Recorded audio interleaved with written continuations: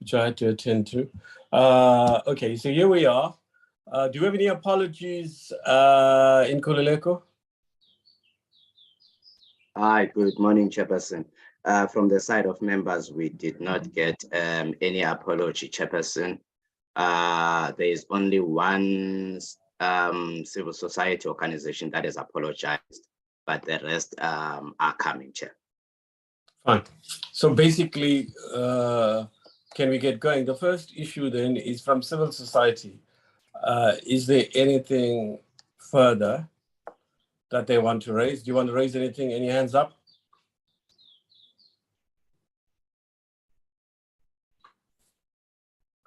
I don't see any hands up in Kululeko. I don't see them either, Chairperson, but Chelsea is here from Helen Suzman Foundation. I just admitted one of them as well. The only missing now is Kosatu. Yeah, no, you don't expect Matthew to be here. He left us. Remember, we restructured the agenda, the sequence of items, so that he could be dealing with his issue on beneficial ownership of Kosatu's issue, and they're fine with that, right? Okay, well, we can allow the civil society structures to come in as they want. So if that's the case, then let's throw it open to members. The parties might want to comment on those parties that want to, on the policy issues. And, you know, we're not going to cover every issue again, item by item. I mean, you know, we will have to pick up on what parties feel. And so it's now open. DA, do you want to say anything?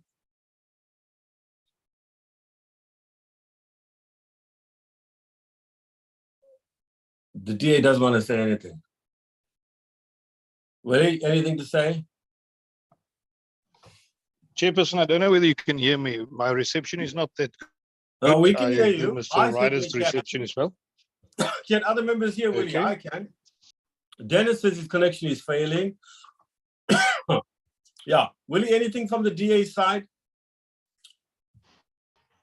Chairperson, not from my side. I don't know whether Mr. Ryder would like to add something, but yeah, we have been going through all this stuff. Yeah, okay. No, he's, as you'll see in the chat group, and as I said, he's having a connection challenge. Okay, any other party wants to say anything? EFF, Freedom Front? Honorable Chair. Yeah. Chair, I'm also here with, in Lichtenburg, Ditchabotla area. The reception is not good, but I'll see how long I can stay on. Yeah, but any policy issue further you want to raise that you haven't raised already, or anything new you want to say? Because we're going to move on to clause by clause. There's no use sitting here if members don't have much to say. Obviously, the whip of the Finance Committee from the ANC side, Comrade Mamara Khane, will have something to say. But my understanding from the ANC is that they're fine with the bill as it is, but I can't let her speak for the ANC. That's her responsibility. But so I'm taking the parties in the opposition group first, and then I'll come to Comrade Mamara Khane. Okay, so over then to you, Fani. Thank you, Chair. Nothing to add at this stage. Thank you. So, has Simon Maletsane, have you got anything to say? Chairperson, not really for now from EFF. Thank you. Okay, all right. Then in that case, Comrade Mamara Khane, from the ANC side. Morning, Chairperson. I can hear you very well. I don't know. It's a net where I am.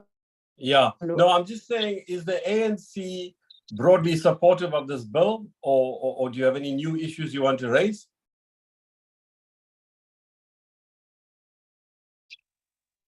No, thanks, Chairperson. The ANC support.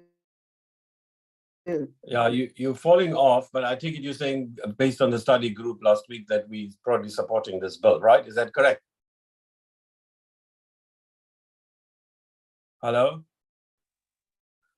Hey, Khan is lost. Does anybody else want to say anything? Oh, there she is. Yeah, sorry. Yeah. Hello? I think she's having network problems, Chairperson. Yeah. Okay. All right. Okay, fine. Okay, then can we move on then? If that's the case, Treasury, are you here? Civil society, do you want to say anything? Because we're moving on now from policy to practical issues of dealing with clause by clause.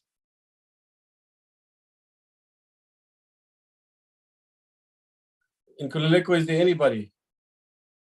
No, Chairperson. Okay. There is a note from Jenny Wright on the chat group. Right, what did she say? I can't see at the moment. Thank you. NPO group has nothing to add. Okay, in that case, can we move over to the team? Vukile, do you want to start clause by clause? You'll take us through each clause, tell us what the basic clause is about. We've read the bill, but we need you to explain the policy clause by clause, and then members will come in. I see somebody's coming, this is Chelsea Ramsden. Yeah, fine, she says she's fine too. Okay, good. Shall we move on then, clause by clause? Thank you, Chair. Thanks so much. Let me hand over to Janine, who will be able to take us through the clause by clause matrix. Thanks so much. Thank you. Good morning, Chair. I don't know if I should project the B bill or if the secretary will, but otherwise, just a moment, I will. You may, Janine, you have the right. Yeah, okay. You go ahead and put the bill on, yeah. Sorry, just one moment.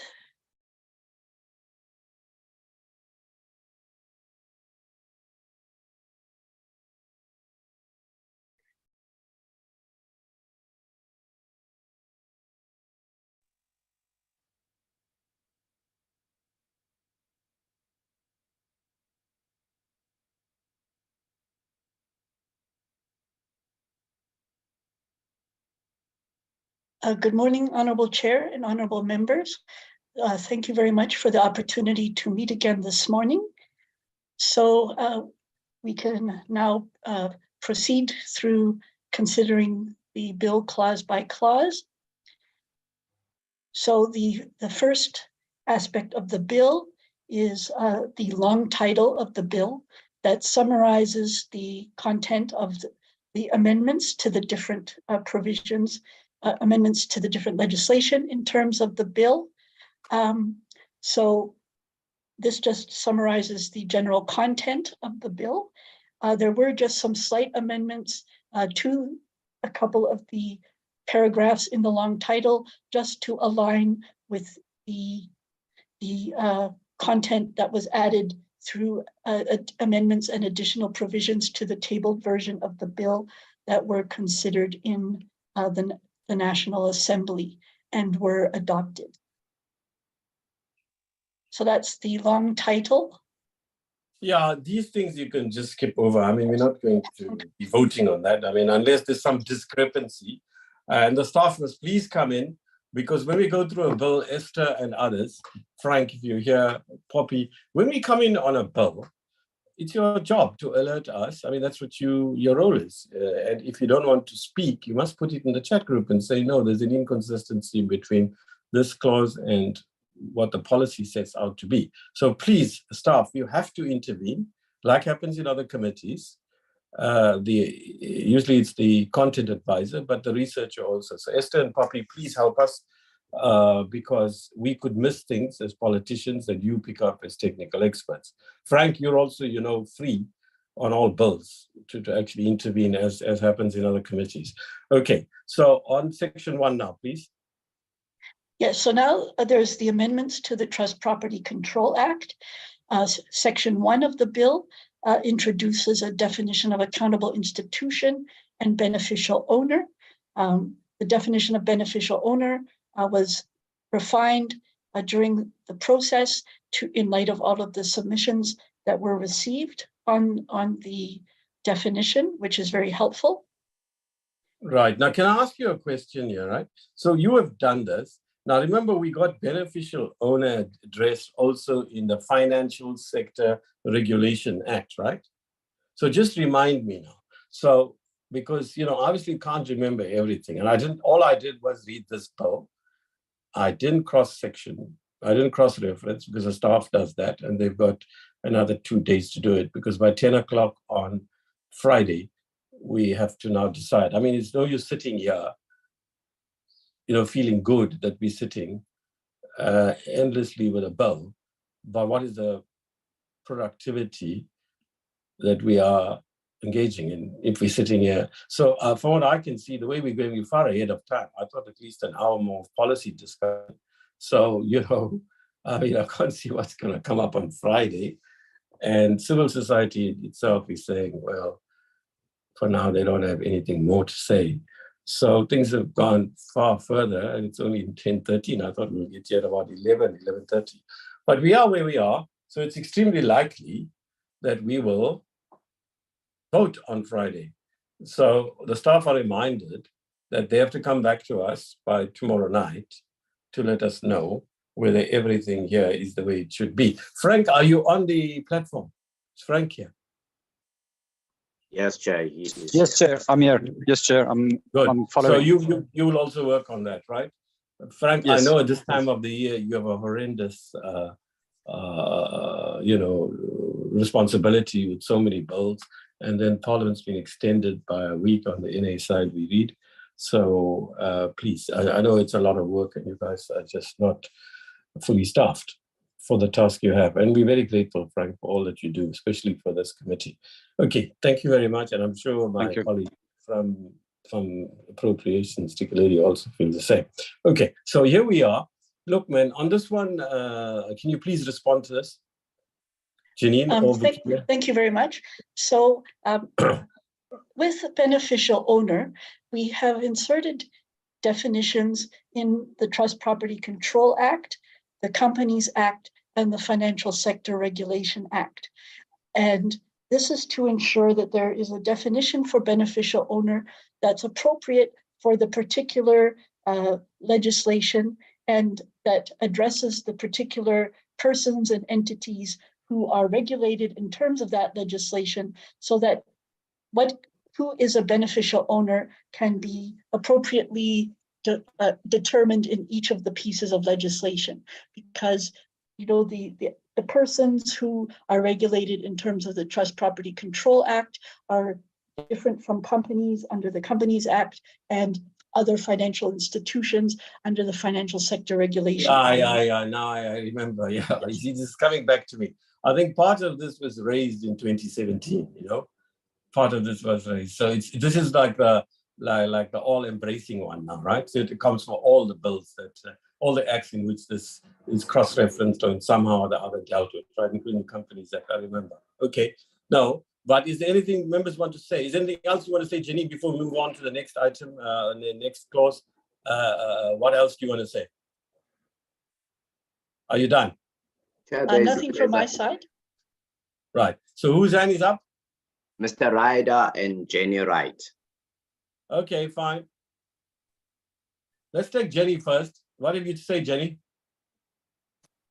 Good morning, Chair, and good morning, committee. I just wanted to reiterate the issue that the beneficial ownership in the non-profit sector needs to carefully take into account there isn't an owner, and that the correct people who are responsible for directing where the money goes effectively and controlling it need to be properly incorporated into the definitions, because you don't want it to be the CEO of the organization if they are not, if they're doing the day-to-day, but they're not the ones that are overall in charge of the finances and the oversight and full responsibility, because then with some of the definitions at present, it's been a problem because those people on the board, the managing committee,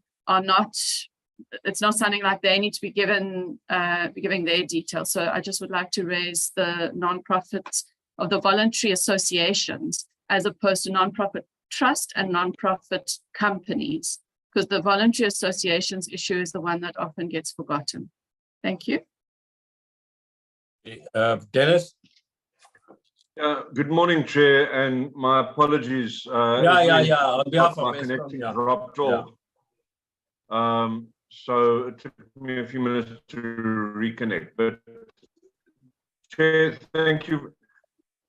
My question is not necessarily around beneficial ownership, but it goes around the introductory portion of the bill. And it relates specifically to the issue of jurisdiction. So in the process that we're doing now. So if you scroll upside, you'll see there's 5 different bills listed.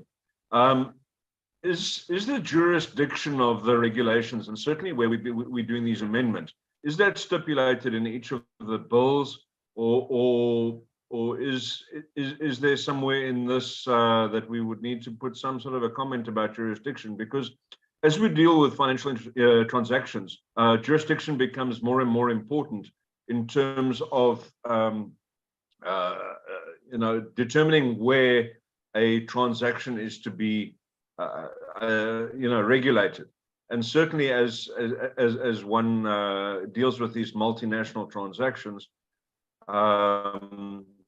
the fact is that it can be argued whether the jurisdiction is in the country that is receiving, in the country that is sending, or in the country where the transaction is in this anyway, in this bill anyway, or if the details are really, but the other 5 bits of legislation. Thank you, Chair.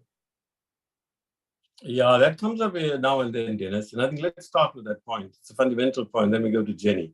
But also, to some extent, I'm not sure, Frank, but we dealt with these issues also of a sign-off, right? When we were arguing for his appearance before the Finance Committee, right? And the joint committees, I think it's Scopa, Finance and Trade and Industry, and Pensions people, Administration, Public Service. So that issue, I think, came up tangentially there too. But okay, Janine, over to you. Thank you very much. So with respect to the regulations that are referred to in the bill would be issued in terms of each of the principal acts that are being amended. So the regulations, and they would be issued ultimately by the minister who is responsible for that legislation. So in the Trust Property Control Act, it's the Minister of Justice and Constitutional Development. In the NPO Act, it is the Minister for Social Development, and the Companies Act, it's the Minister for Trade, Industry and Competition. So, and the regulations would be issued in accordance with the provisions relating to making regulations in terms of the different acts. Now, we have provided to facilitate some consistency and coordination regarding the content of the regulations, that some of the specific regulations, especially relating to the information and the registers in the different acts, would be issued by the responsible minister for the particular legislation after having consulted with the Minister of Finance and the Financial Intelligence Center, because that relates to compliance with FATF requirements, etc. So the FIC and the Minister of Finance might have comments on the content of the particular regulation. But generally, it would be the particular responsible ministers who would ultimately be issuing the regulations. And then in response to Jenny Wright's comment. Before you go there, sure. You see, well, one of the functions of this exchange, Jenny, is that the newer members don't have the advantage that the older members have, right? Of the experience we've accumulated. It's not fair on them. So one of the reasons for this discussion is because firstly, here is a very good point, Dennis, thanks for that. But the second one is to get newer members who just come in 4 years ago, right? Unlike us dinosaurs, to learn and grow from these experiences too. So sometimes when I ask a question, it's less because I want an answer as much as I want it exposed to other members, right? But even then, I find I learn and grow, even though I've heard the answers from different officials over the years. Now, as I know it, Jenny, there's another option, right? In other such, what you might call multidisciplinary bills, right? We have put in the minister. So for example, can't we also say that the Minister of Finance, in consultation or after consultation, as the case may be, with the Minister of Justice and Trusts of also and whoever and so on, so in other words, the minister responsible for the implementation of a particular bill can also pass regulations, provided he, she, they do it in consultation with, usually not after consult, with the relevant minister under whose portfolio the original clause was meant to be implemented, the original section of a bill. Is that not also another option? I think we've had that before, but am I wrong? Thank you very much, Chair. That could potentially be another option. Although I'm trying to recollect in legislation that as Treasury has enacted, we haven't amended, generally we don't end up amending legislation that falls under the ambit of other ministers. And so in this instance, recognizing the responsibilities of the minister, we thought that it would be adequate and still provide for appropriate alignment and coordination if, that it would just be that the responsible minister would first, before making the regulations, have to have consulted with the Minister of Finance and the Financial Intelligence Center. So we had proposed to frame it that way, but it could potentially have been, say, in consultation with instead of after consultation with, and that would have required absolute concurrence. But in this instance, we proposed, just to ensure that the Minister of Finance is informed and maybe has an opportunity to comment on the regulations and the FIC, at least it would ensure that they were consulted before and their comments would have been considered before the regulations would have been made. Thank you. Yeah, no, I understand that, and that's a good answer. I'm simply saying that's the option you went for. To me, at least, I don't know what other members feel. I think that's the correct thing, especially as you did it in such a rush. You have to have the other minister do it in this case. What I'm asking for, and you're saying you haven't experienced that, in other words, is the other way around, where the minister, in this case, Minister of Finance, would pass the regulations in terms of this act, when it becomes the act, but in consultation with the relevant minister, where it overreaches into their territory, right? Now, Frank, is that not what we've done? Because I recall in a previous era, chairpersons being brought in over disputes between ministers and departments. Well, usually the departments act on behalf of the ministers, then we also meet the ministers, disputing. Although the bill goes through cabinet, and our argument, as you know, and it's been out in the public domain, I'm not revealing any state secrets, the newspapers cover it, right? That, departments, DGs come to a particular committee and says, well, yeah, it went through cabinet, but, this slipped through the cracks, as it were, but we feel it's not appropriate for this other department to pass regulations that fall within our portfolio. And so we've had that before, unless I'm imagining it. So, Frank, have you come across the experience where this latter case, the opposite of what they've done here in this finance, has happened? Can that be done? Frank, are you there? Because you're the other lawyer. I think Frank's disconnected. We have lost him. Sorry, we've lost him. All right, fine. Look, colleagues, it was more an educational, it's not really germane to this, but not relevant. It was more an educational thing for the newer members, right, to know that these are options. Now, my memory, if it serves me correctly, is that when we dealt particularly with the local government legislation, we had to we had to deal with, I think, like many other portfolios, okay? When we dealt with justice bills also, we sometimes overlapped with other portfolios. So what would happen there is there were this option that finance has gone for, but the other option of the relevant minister whose department brought the bill to Parliament, saying that the minister himself or herself or themselves will do it in consultation with the other minister under whose territory the particular clause generally falls under. But that said, I think this is the correct way to go. Dennis, you want to respond to that? Anything? You raised a very good question there, Dennis. Unusually. Oh.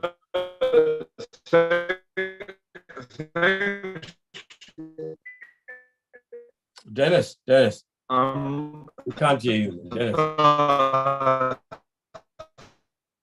Dennis! that. Yeah, no, look, I think Oh, now you're back. I'm okay Now, for Dennis, now. Dennis, hang on, Dennis. Processing Dennis, slowly, and as you Dennis, say, learn. Dennis. Yeah, sorry, Chair, I'm happy. I'm going to have to drive to a different venue. Yeah, well, there's another option I was suggesting to you, right? Hello, are you there? Hello? Look, Willie. Willie? Oh, man. I'm here, Chairperson. Now, listen, my friend. That's your boss, right? Assist him. So what I did, you'll recall, is I linked to Frank's cell phone for an entire meeting there when we were in the Northern KZN, okay? Southern KZN, remember? And I chaired an entire meeting via the speakerphone, via Frank Jenkins' speakerphone. His wife and children were getting bored listening to me, but, you know, one meeting, Willie, you probably know each other quite well. So ask him to link to your cell phone, man. Then he's on a speakerphone and he can participate. But from what he said, unless you have any other view, he's fine with the answer. And when he comes back, if he's not, he can come in again. Okay, on the matter Jenny raised, so maybe he comes through your speakerphone unless he sorts himself out in the next few minutes. It's important he participates because we ain't coming back to this. But if he's not connected, he has every right to tell us on Friday, no, I want to go back to clause 5. We'll have to do that. It's not his fault, okay? Right. It's actually Mama Rakhane's fault from the ANC. She's the whip. She must answer about ESCOM. Mama Rakhane, my friend, Mamora, we would like you to reply in the last 10 minutes on why your party, remember I'm chairing this committee now, why your party, I'm speaking as a chair about functioning of parliament now, not wearing an ANC hat, why your party has caused this problem. Okay, the last 10 minutes, we'd like you to tell us in full, tell us the real story. Okay, right, now, let's go on to the next person. Right, there's a chat group CDs here. It's Dennis, yeah, it's Dennis and Dennis. We read the others. Okay, so on Jenny Wright's issue. Thank you very much. So we certainly note the comments and those submissions. And I think especially in relation to the definition of office bearer in the NPO Act, you know, that's something we'll look at further very carefully in the NPO Act amendment process. And also we would just note that we haven't inserted an actual definition of beneficial owner in the NPO Act. So we certainly recognize, you know, NPOs don't necessarily have owners, but we'll certainly take that into further consideration in the NPO Act amendment process. Thank you. All right, so now you're agreeing with Jenny, am I right? Well, we certainly think, you know, it does warrant some. We certainly note that we should pay careful attention to how some of these terms are defined. And so we'll certainly try to give some further attention to those aspects in the subsequent processes. Okay, but now the fair question would be, I mean, Jenny could easily ask this herself. So why did it require us to come to the penultimate stages of processing this bill and you get this question raised? Now, why, can I get some clarity? Was this not raised in the NA process? If it was raised, why did you not pay attention there? Well, in the submissions, we did indicate that, you know, there needs to be careful analysis of how, you know, there would be appropriate amendments to address these aspects. And it also didn't necessarily only relate to amendments to the NPO Act. It was also involved proposals relating to amendments, if I recall correctly, to the Companies Act. And so, you know, the colleagues in the responses to the submissions, we did indicate, you know, that at this stage, you know, we thought it would be appropriate to give further consideration and in the subsequent Companies Act amendment bill process and the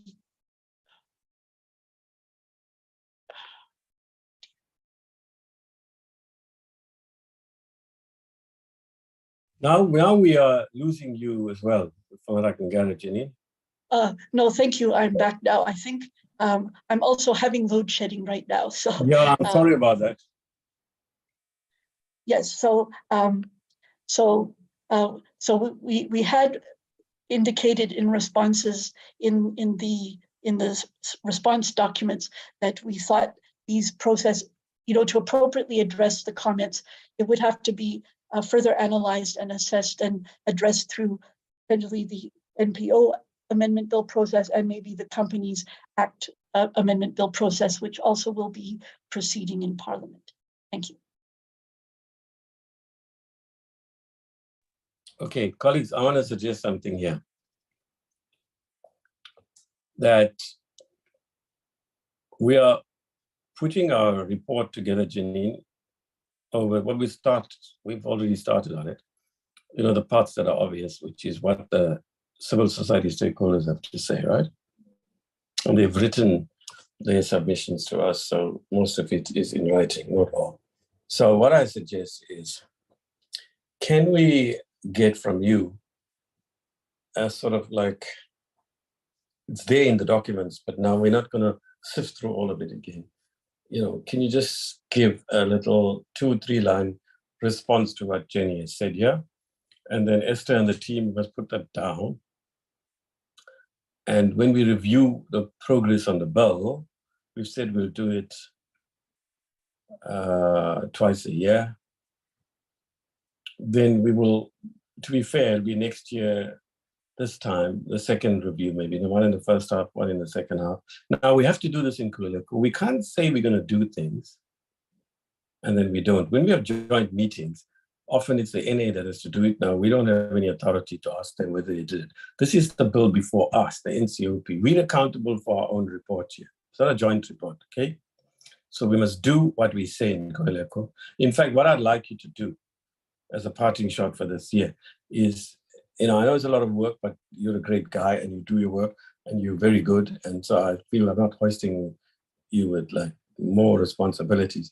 Just put down in a pager the decisions we've taken throughout the year, not many actually, where we said we'll follow up on these things and then we do it in the first quarter of next year. Because you see, we love attacking the executive for not fulfilling its promises and its responsibilities and its constitutional duties. But we don't hold ourselves to account, really. So no, we must hold ourselves to account in the first instance, right? So I'm saying, please, can we have the list? Like, this is one of the things we'll have to do. And in the second quarter of next year, we must call the department back and whoever wants to come from civil society organizations here, and they can give us their respective sides. Now, on this one, I think, Esther, you got it, right? So basically what we're going to do here is set out what Jenny said and then a response. Right, having said that, can we move on to the next one? Now, can I alert the civil society organizations? We have allowed this process, right? Because it's an informal processing of the bill. But when we come to the formal processing of the bill on Friday, once we start, we're not going to allow you to speak because you can't co-govern. That's what I meant. We've done this. I told you, there's nothing. I wonder if some of you may think, you see this chairperson, he's been around a long time. He's been through the mill, if that's the expression. So what he's doing is, he's worried, like his party may be, that, we're going to take them to court, meaning you. And so he's stringing us along. No. You can go back, you can ask, what's the name? The professor of child law at UNISA. What's the name again? A woman and something. You can check the Child Justice Act. We did the same. We had 3. On the local government bills, you can ask SAMU, South African Municipal Workers Union, Roger Ronnie and them. They used to send people.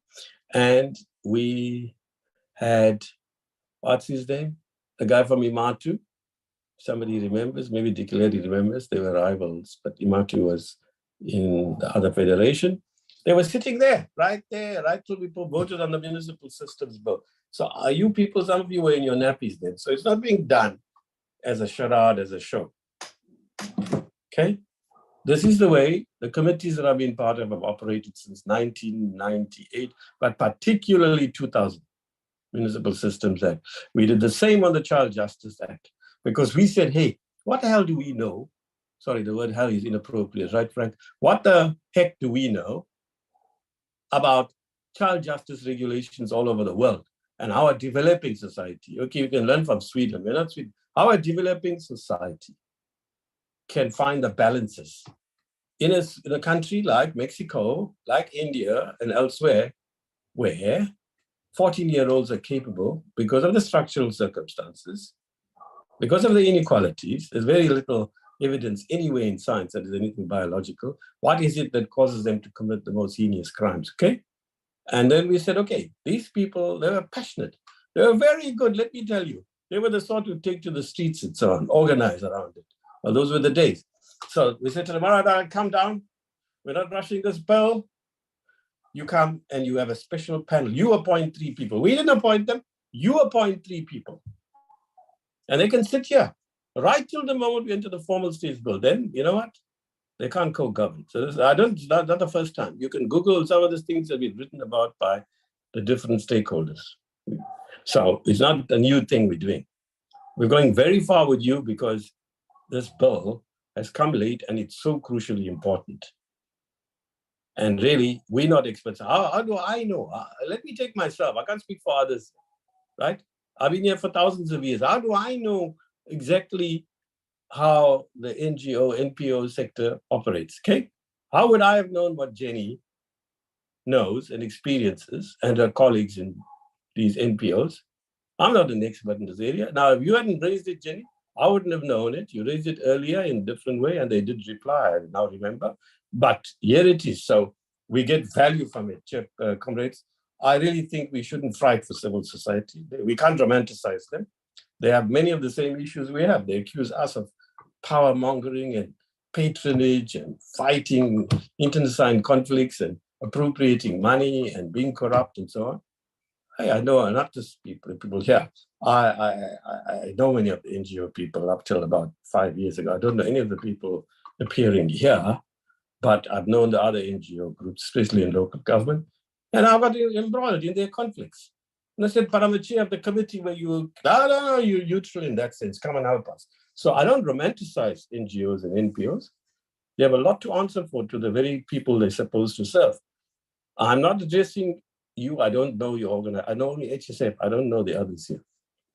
I'm saying to you, firstly, on your side, this is not some process just to sort of like please you because of your issues. Ultimately, many of you come here right to the last moment still go to court, and it's your right.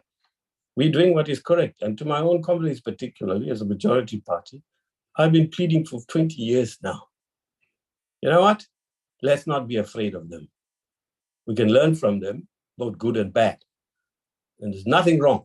When we came to power here in 1994, we spoke of a people's tribune, a people's court, a people's not court, a people's tribune, a people's parliament, a national democratic parliament. We wrote endlessly in the first 10 years, starting with Raymond Suttner in 1992, that wonderful document, What Will the Parliament Be? And we put it in the Constitution, everybody. We put it in the Constitution. Majority. That came from Lutul Shell House, as it was then, the documents that carved out public participation. So we must be hoist by our own petard. We must engage with civil society and take them on too. But we must allow them to be here. This is their parliament as much as it's ours. In fact, it's more theirs because they carry the weight, the voting weight. I'm not talking about the specific NGOs that I'm talking about the sector as a whole. I'm saying all of this, A, because I want to communicate to civil society. This is hardly the first time. And the best example I've got that you can refer to is the Child Justice Act, how we process that bill. Secondly, I'm alerting our own colleagues and comrades here, particularly my own party, as I sort of phase out of this parliament. We must not be afraid of civil society. They can't co-govern as some of them want to do. They must stand for election if they want.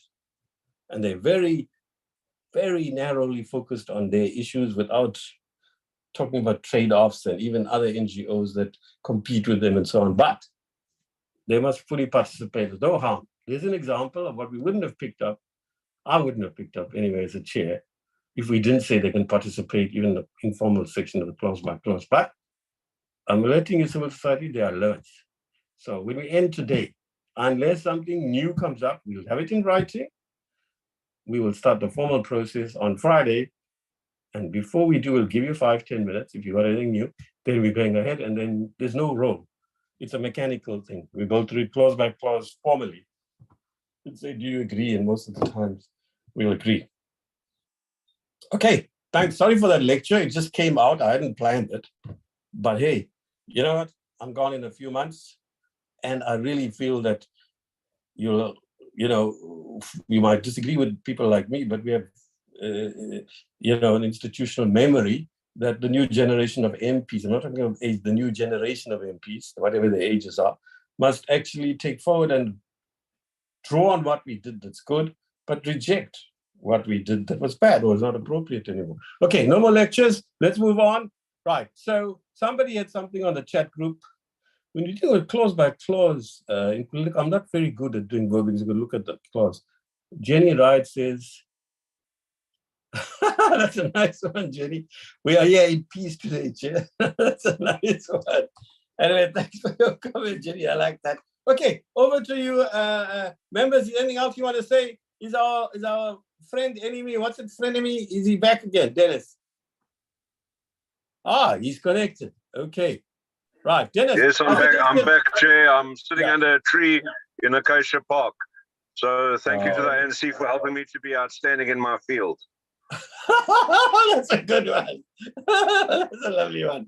Okay, but I said to your friend there, Willie, listen, like I chaired that meeting, man, when we were in the Southern KZN 2 weeks ago, taking Parliament to the people. I did it via Frank Jenkins' cell phone, right? So if you somehow lose your connection to us now, what you can do is just link to his cell phone. And I chaired the whole meeting. You could hear me clearly. So if it comes to that, you might want to think of that option. Okay, good. Let's move on. Next clause, please. Thank you very much.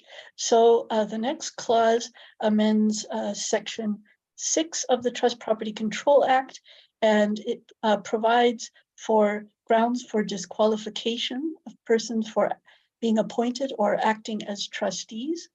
And so this is a provision.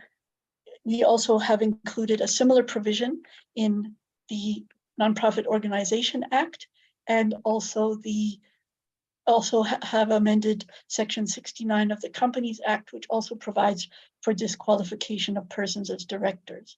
So it particularly does include grounds for disqualification for persons who are convicted of offenses relating to terrorism, combating of terrorism activities, money laundering activities, and also persons who are subject to sanctions under the United Nations.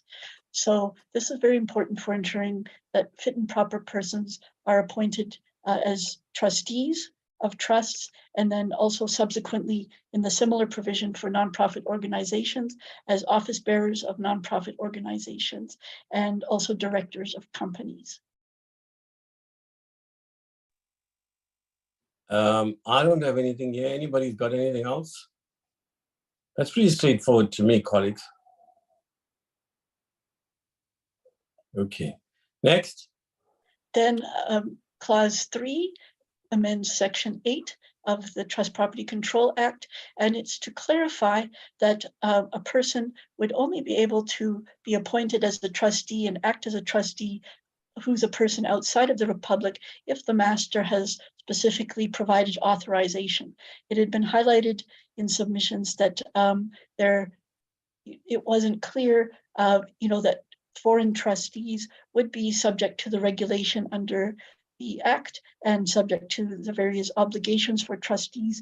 And so it was proposed that this should be clarified, and that is what is sought to be achieved with the amendment to Section 8. Okay, I don't see any issue there. Colleagues, do you have anything to say? And civil society, you can come in. You might know more about these issues than we do. Okay, next, thanks. And then clause 4 amends Section 10 of the Act, and it requires trustees to disclose that they're acting as trustees when they're engaging with accountable institutions as defined in the FIC Act, and also to make it known to the accountable institution that the transaction is related to trust property. So this is important, for ensuring that certain transactions relating to trusts are properly highlighted and monitored.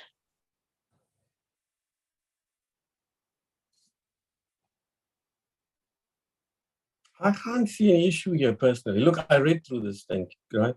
So, I haven't got many notes, quite frankly, so I'm not sure what to say. So I'm not going to say anything.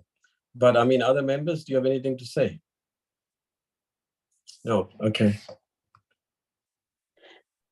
Clause 5 provides that amends Section 11 of the Act to require that prescribed details regarding accountable institutions that the trustee uses as agent to perform functions as a trustee are recorded, and these prescribed requirements would be set by the Minister of Justice after having consulted with the Minister of Finance and the Financial Intelligence Center. Fine by me. I don't know. Look, I mean, I'm not going to say anything. I take it members will just, don't put your hand up, because, you can just butt in and say, excuse me, or whatever you want to say, and just come in and make your point, colleagues. We'll want to say anything. Right, beneficial ownership, we're back there. So clause 6 requires that trustees must establish a record of beneficial owners of the trusts and record the prescribed information regarding the trust and keep and provide a register of that information to the master's office and ensure that that information is updated. And then the master, in turn, must keep a register of this beneficial ownership information register relating to trusts. And then the master's office must maintain that register, and also will be required to make information contained in that register available in accordance with what will be provided in regulations. So the regulations will stipulate in more detail, who may have access to the information and how that would be provided. Yeah, can I ask here though, what are the substantial differences between what's here and what has been here in terms of beneficial ownership? I mean, why are some of these clauses here when, no, one of my questions is different, sorry. The clauses we have here, right? How many of them are in the original Act? And the new ones, can you explain what here is new? I couldn't see here what is new and why completely, and what is already in the original Act. Am I being clear? Yes, okay. Thank you. Okay. So this particular clause hasn't been amended from the tabled version of the bill, but it is an important clause in the bill because currently in the Act itself, the Trust Property Control Act, there isn't any requirement currently for requiring beneficial ownership information to be obtained by trustees, and also for a register to be maintained by the master. So this is a very important provision in the bill, but it hasn't been amended compared to what was in the tabled version of the bill that was originally before the National Assembly. No, that's not my question. You see, this is being put in the Trust, right? Act, right? Trust Property Control Act of 1998, right? You're putting it in there, am I right? I mean, you're amending yes, that that's act, correct. right? Right. Now, that act was in 1998. Since then, we've had many developments, starting with 9/11 and 2008 and all, and the requirements for beneficial ownership have expanded. That's what you brought to us in the Financial Sector Regulation Bill, right? And what I'm trying to say is the provisions that are inserted here, the ones you have, you say they haven't been amended from the time you introduce it to Parliament. That's not my question.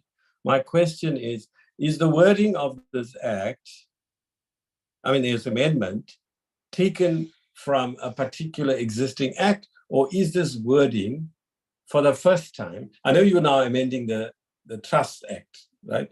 But that's the form of what you're doing.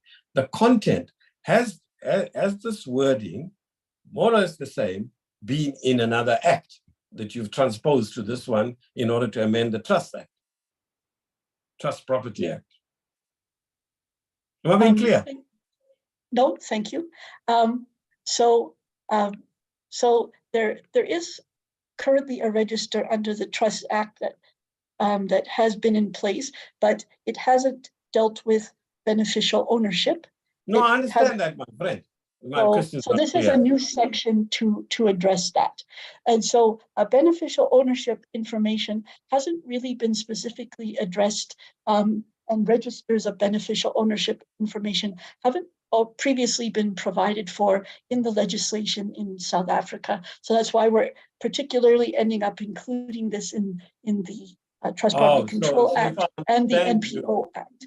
Okay, so if I understand you, the wording in 11A here, beneficial ownership amendment, clause 6 of this bill, this whole thing is absolutely new. It is not taken from or amended from any other act. It's completely new. Until now, we haven't had the amendment you're putting before us on beneficial ownership in any existing act. Is that what you're saying?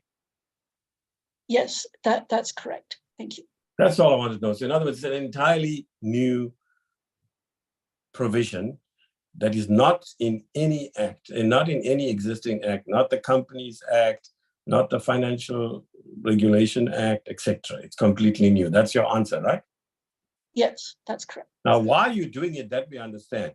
But I thought something like this was in some or other form in the FSRA or in some other act, because I can't see personally right now, and it may be highly subjective, and if it is, you can't hold the whole committee back because you have a subjective issue that is not really shared by anybody else in the committee and it doesn't carry any value. All I'm saying to you is, I thought this came from another act because it seems to be remarkably similar to what I've come across before. Moreover, it strikes me that this should have been in the Trust Act immediately after we entered this Twin Peaks process. Do you understand? We dealt with beneficial ownership there.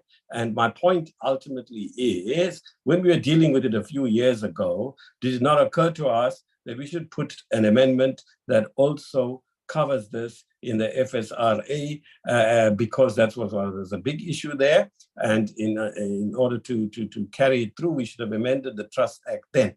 That's my question. You think that's an unfair question? No, thank you.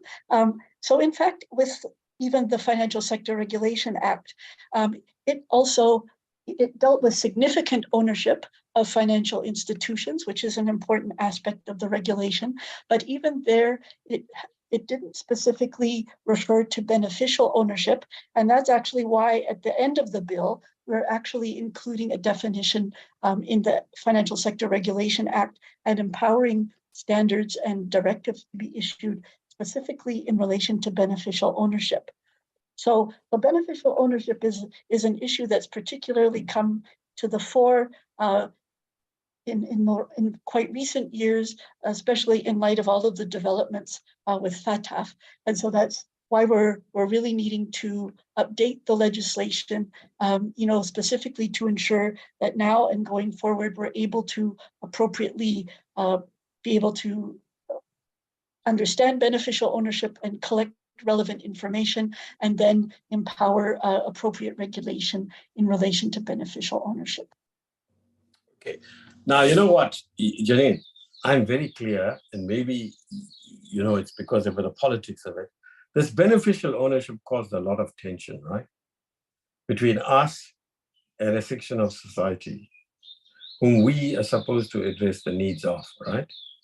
A lot of lobbying took place around this. And as you know, with bills all over the world, it's the chairpersons that get harassed, right? Although we are accountable to the committee and we can do nothing unless the committee agrees. But I can tell you this beneficial ownership was one aspect of the FSRA, and later in different forms with the FIC Amendment Act that caused a lot of issues, right? And I know that I had to do a lot of reading on my own. I asked one or two experts in this area outside of Parliament and the executive to give some advice. I spoke to them over the phone and so on and so on. And everything they said to me, everything of value, in some or other form, I fed into the committee. Now, I remember the whip, speaking to the whip a few times of the ANC and so on. But what I do know is that this beneficial ownership was quite a key issue. And from not just one side, but different sides arguing for and against what we were doing then.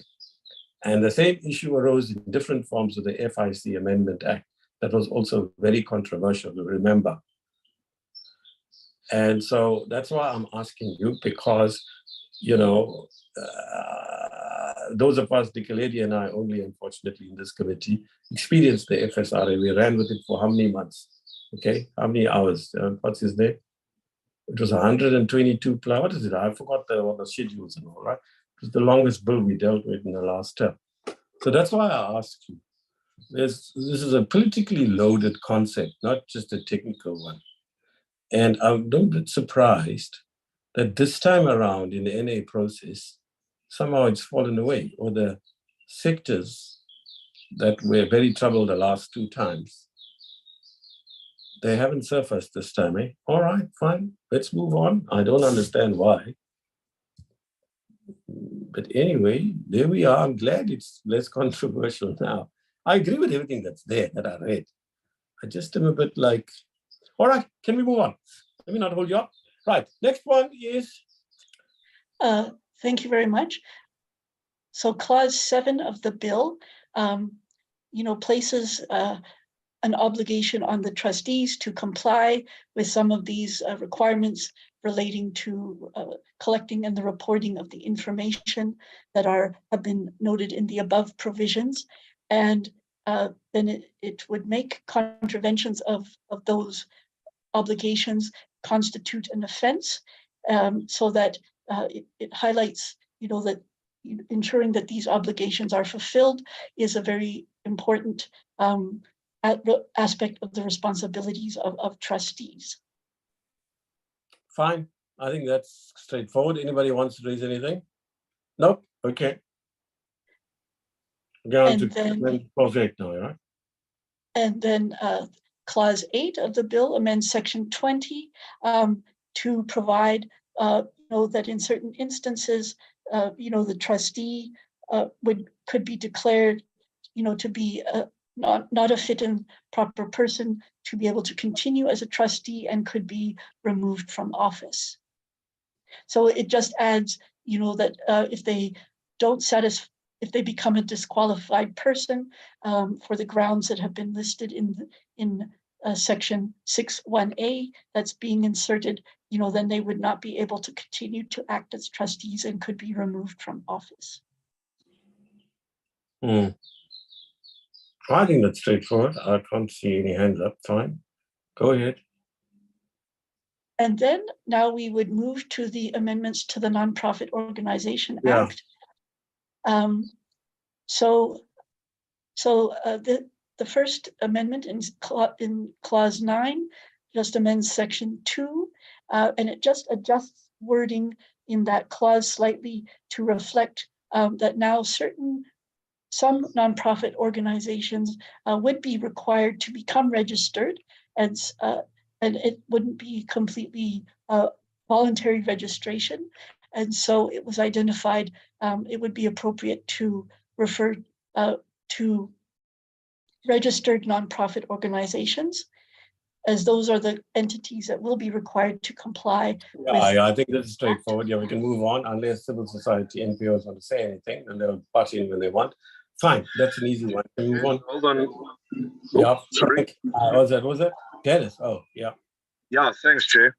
So just a quick question which came up in a discussion the other night. What happens with foreign domiciled NPOs that are operating in South African space? And I think that there's not a lot of this happening, but certainly there are a few foreign NPOs operating here in South Africa also moving funds backwards and forwards.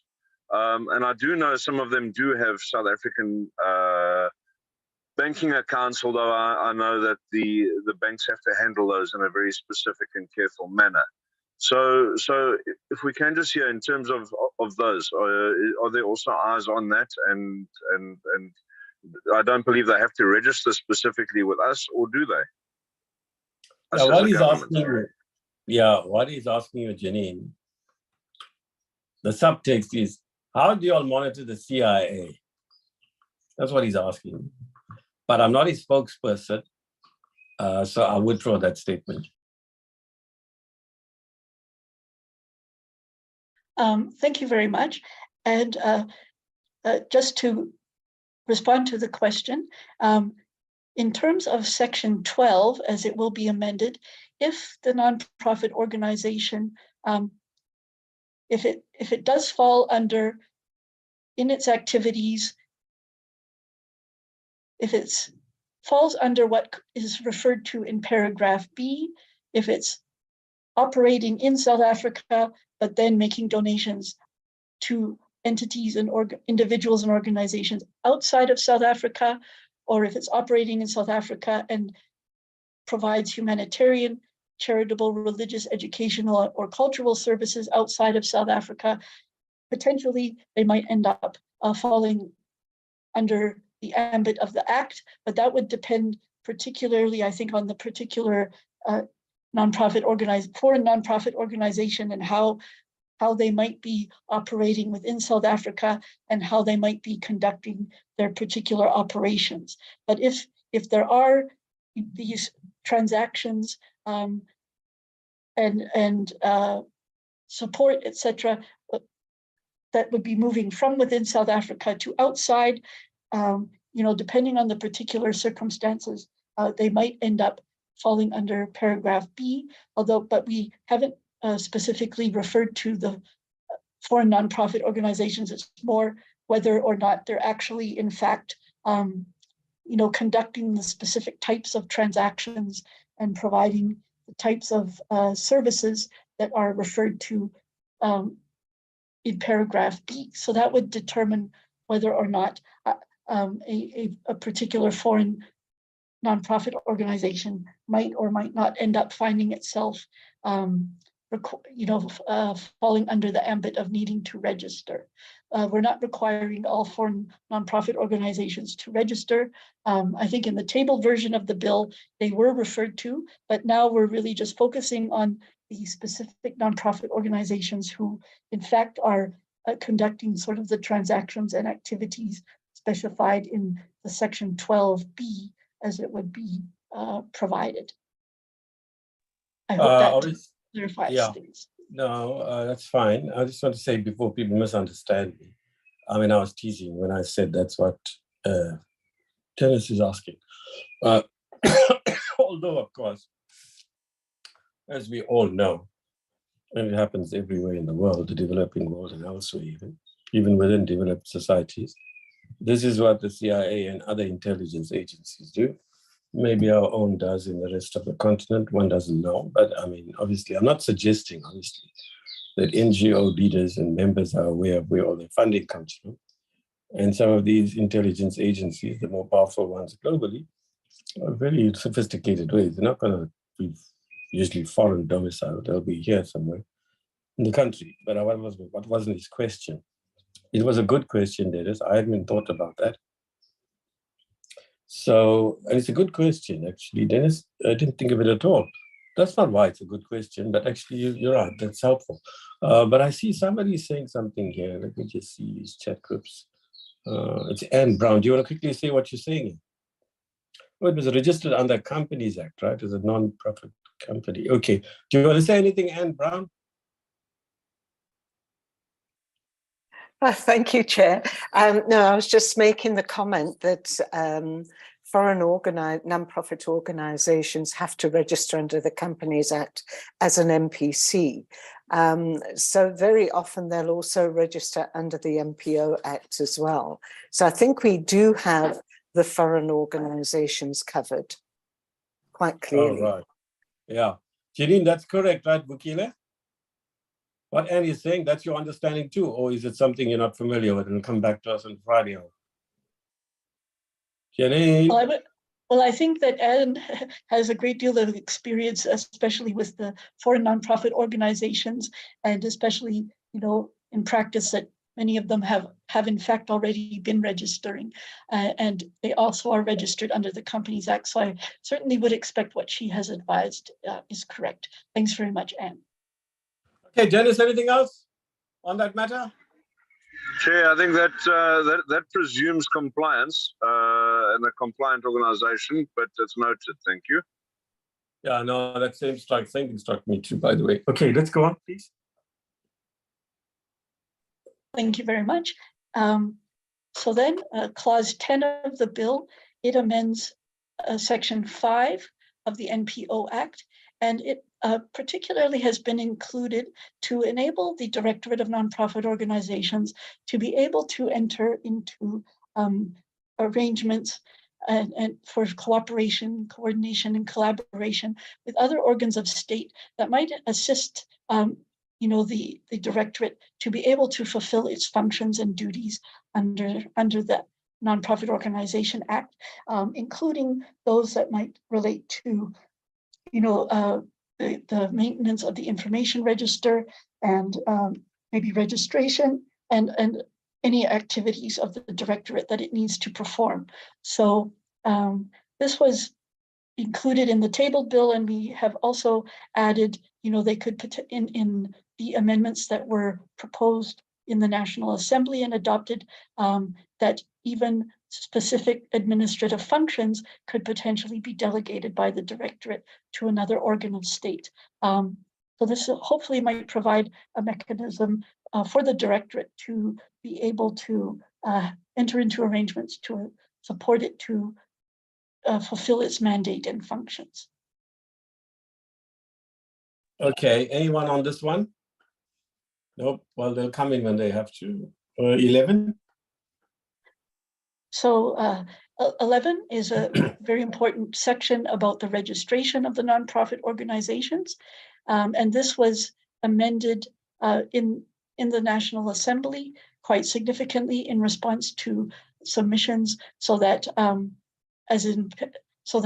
there isn't a reference to licensing requirements being prescribed, which was previously referred to in the tabled version of the bill. So the licensing requirements would be just those that are objective requirements that are set out, and the processes referred to in sections 13, 14, and 15 of the Act.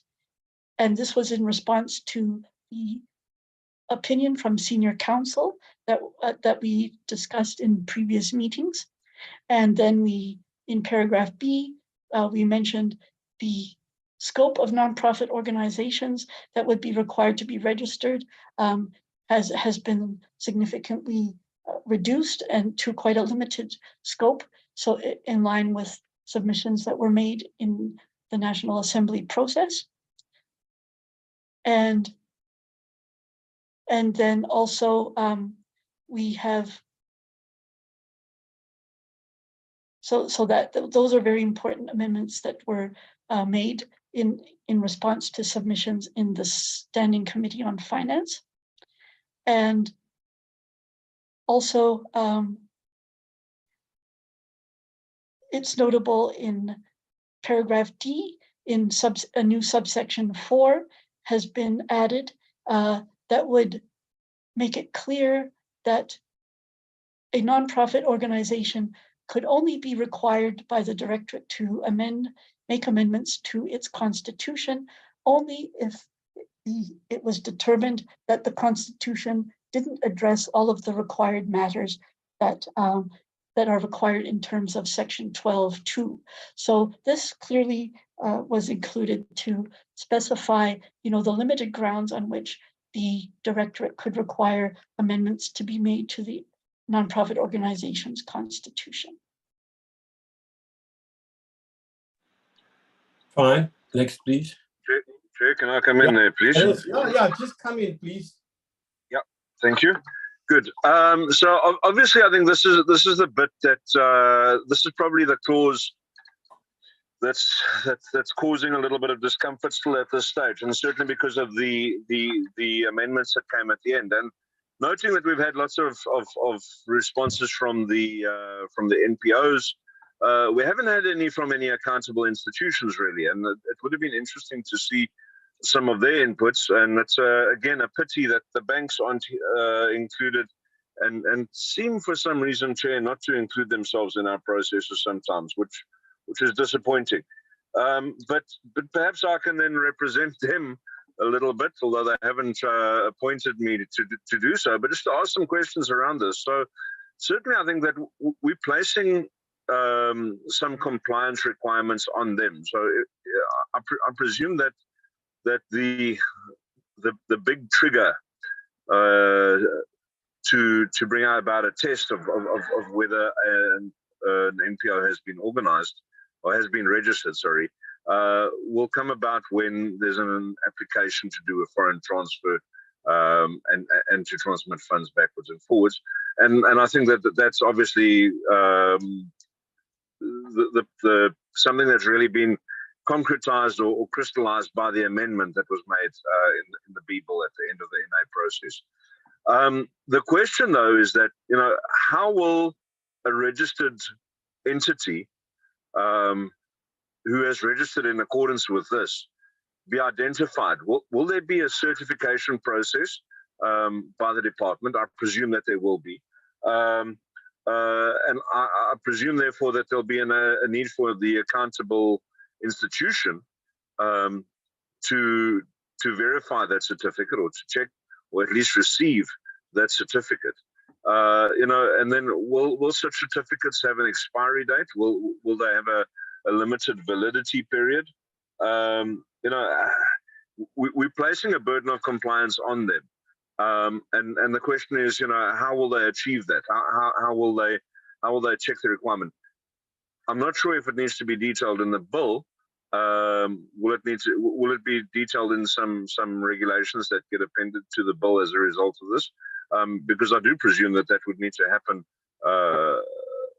not from Treasury, but those certificates will be issued as we debated and discussed quite substantially by the DSD.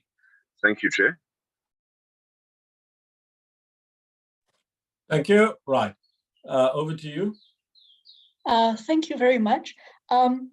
Now, so these provisions specifically relate to the nonprofit organizations, and so it doesn't specifically refer to accountable institutions. But I think we can certainly note, there may be aspects, in respect of the implementation that have been highlighted that certainly would be. I don't think they would be relevant for specifying in primary legislation, but we can certainly note those as being important for consideration in the implementation. And also, I think FIC colleagues can certainly take note, as we engage with the Department of Social Development on the implementation, that these sort of practical aspects would be considered and appropriately addressed and provided for in the implementation. Now, there won't be other regulations relating to the actual registration in terms of the NPO Act. The registration process will be as specified in the Act, but I think there may be certain practical aspects that it would be relevant for the Department of Social Development and the FIC in particular, maybe to engage upon and consider, in relation to implementation. So thanks very much for raising that aspect, and we'll certainly note that. Thank you. Yeah. Dennis says, we hadn't thought of that. Dennis, don't act like a smarty pants, right? You're making some good points, for one. So, this is once, ask the others, Zoe Sile, ask Dikeledi, ask Mamora. It's the first time you've been making any good points for, I think, the last 7-8 years. So don't show off, please. Actually, it's a good question, really. I must say, Dennis, grudgingly, I must say. You're in top form today, eh? Okay. Now, listen. I want to say something here, right? And I'm not being provocative, as I often am when I'm, as Thandi would say, oh, now I can see the chair, he's getting bored with something, right? So not that I'm bored with this bill, that'd be really good, but, Thandi would say, yeah, now Chairperson, I can see where you're going. Now, nobody sorts me out like Thandi used to, right? So I miss her. But anyway, Dennis, that's a very good point. And I think partly I half agree with your sarcastic comment there. And poor Janine's being put, her back is against the wall. But I need to suggest, right, that, when I look at all of this, and as she reminds me, I mean, the NGOs did get quite a lot on that side. It's just that, reading the media and talking to Joe and others and the committee secretary there, you get the impression that it was like, they wrote roughshod over civil society. Yeah, they gave him a 2-week extension. I mean, the media too, even some of these journalists that I know. Hell, sorry, you can't use the word hell, am I right? Not that the Pope doesn't use it, but Frank, is it right? It's unparliamentary to use the word hell, eh? Oh, we've lost Frank. Frank? Oh, there you are. Can I ask you a question? Is it unparliamentary or indecorous to say hell, man? Or something like that. Well, man is very sexist, but hell? Is it like unacceptable in discourse in a parliamentary forum? Chair, noting that meetings this committee had this year, I think hell is part of parliamentary discussion. You're not a lawyer, please. And if anybody's a lawyer without any degree, relevant degree, it's me. I'm closest to it, having been here for so long. Listen, Frank, advocate, please. Sure. Is the word HELL indecorous or come here, well, unparliamentary? Depends on the context, Chair. I would argue, but I don't think just by itself, I don't see a problem with the side. It's like the other side of heaven. I mean, nothing wrong with. Sorry, I have to say that. You might annoy some people. Okay, listen, unless you rule it out, it comes out very naturally, right? Now, I could say heck, but heck is very American, really. I mean, really, heck. I mean, who says heck in my country, our country? I don't know, maybe people do. Or I was not meant to be rude, but anyway, I'll try to avoid it. If I use heck, you might wonder now, hey, look at this chap. He's so influenced by Hollywood and TV and so on. All right, can we have, or at least American TV? Now, listen, what I want to say is they did get a lot, colleagues, really. I mean, I'm just a bit surprised, but the media coverage was a bit melodramatic in my view. Okay, let's move on. Thank you very much. So Clause 12 of the bill amends Section 13 of the NPO Act. And in particular, it has been included in the bill in response to comments that were provided in the standing committee, in particular, to clarify explicitly that the director only has the ability to refuse to register a nonprofit organization if, in fact, the applicant has not complied with the objective requirements for registration that are set out in Section 12, or has not complied with a notice where the director has advised the applicant that, there are requirements that haven't been complied with in Section 12, and given them an opportunity to satisfy those requirements. That's a process that already is provided in the Act. So the director can't just sort of refuse to register a nonprofit organization on any grounds, including that it may not, necessarily approve of the activities of the nonprofit organization or other reasons. So it's really only the very objective non-compliance with requirements in the Act that would be a ground for refusal of registration. So this is really to ensure that the powers to refuse registration are very limited, and that this then really limits the potential for any impact on the rights of a freedom of association, freedom of religion, and rights of religious and cultural organizations. So this was in response to submissions, particularly raising concerns about negative impacts on rights to freedom of association and freedom of religion. Yeah, it's one of the other things I wanted to ask you. I think I did ask you, and maybe it's, your mind gets so cluttered with so much that's happening. There were objections quite a bit in the media too, I saw, and you covered this in different ways, by the religious organizations, right? Now, just remind me, how did we deal with that? Because,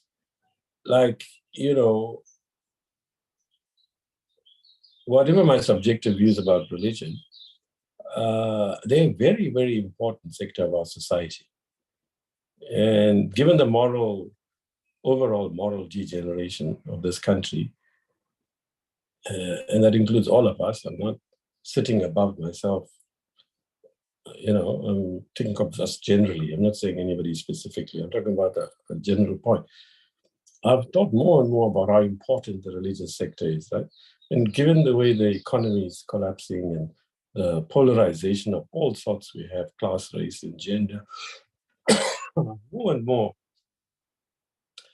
I feel, and I think others do, including in our movement that we come from, that we need to, encourage religious people, genuine religious people, not talking about the fake religions that are money-making, then that's not most of the religious sector. We need to take their views much more seriously than maybe some of us have done until now. So how do we deal with it?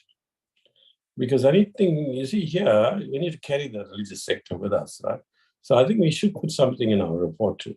Just remind me, or remind us, and any member can come in, what were they so upset about in the NA process? Because they were out there in the media. And to what extent are they satisfied? None of them seems to have come here. Maybe the NPO, what's it called? The sector that's here, they say they represent 245 organizations. Maybe they have religious organizations in it and they're going to come in. But for now, just remind me, Janine, what was the policy issue and how did we deal with it in Parliament on the NA side? Thank you very much. So among the submissions that were submitted to the Standing Committee, there were some concerns expressed that potentially the Directorate of Nonprofit Organizations, when considering whether or not to register nonprofit organizations, or maybe whether a nonprofit organization should be deregistered, or potentially if the directorate might decide to exercise a power to require the nonprofit organization to make amendments to its constitution. There were concerns that there might be a potential for these powers to be exercised in a manner that could potentially infringe on the constitutional rights. Clearly, they highlighted the freedom of religion and association and rights of cultural and religious communities. So we very carefully considered those submissions, and also we asked about this in the legal opinion that we obtained from senior counsel.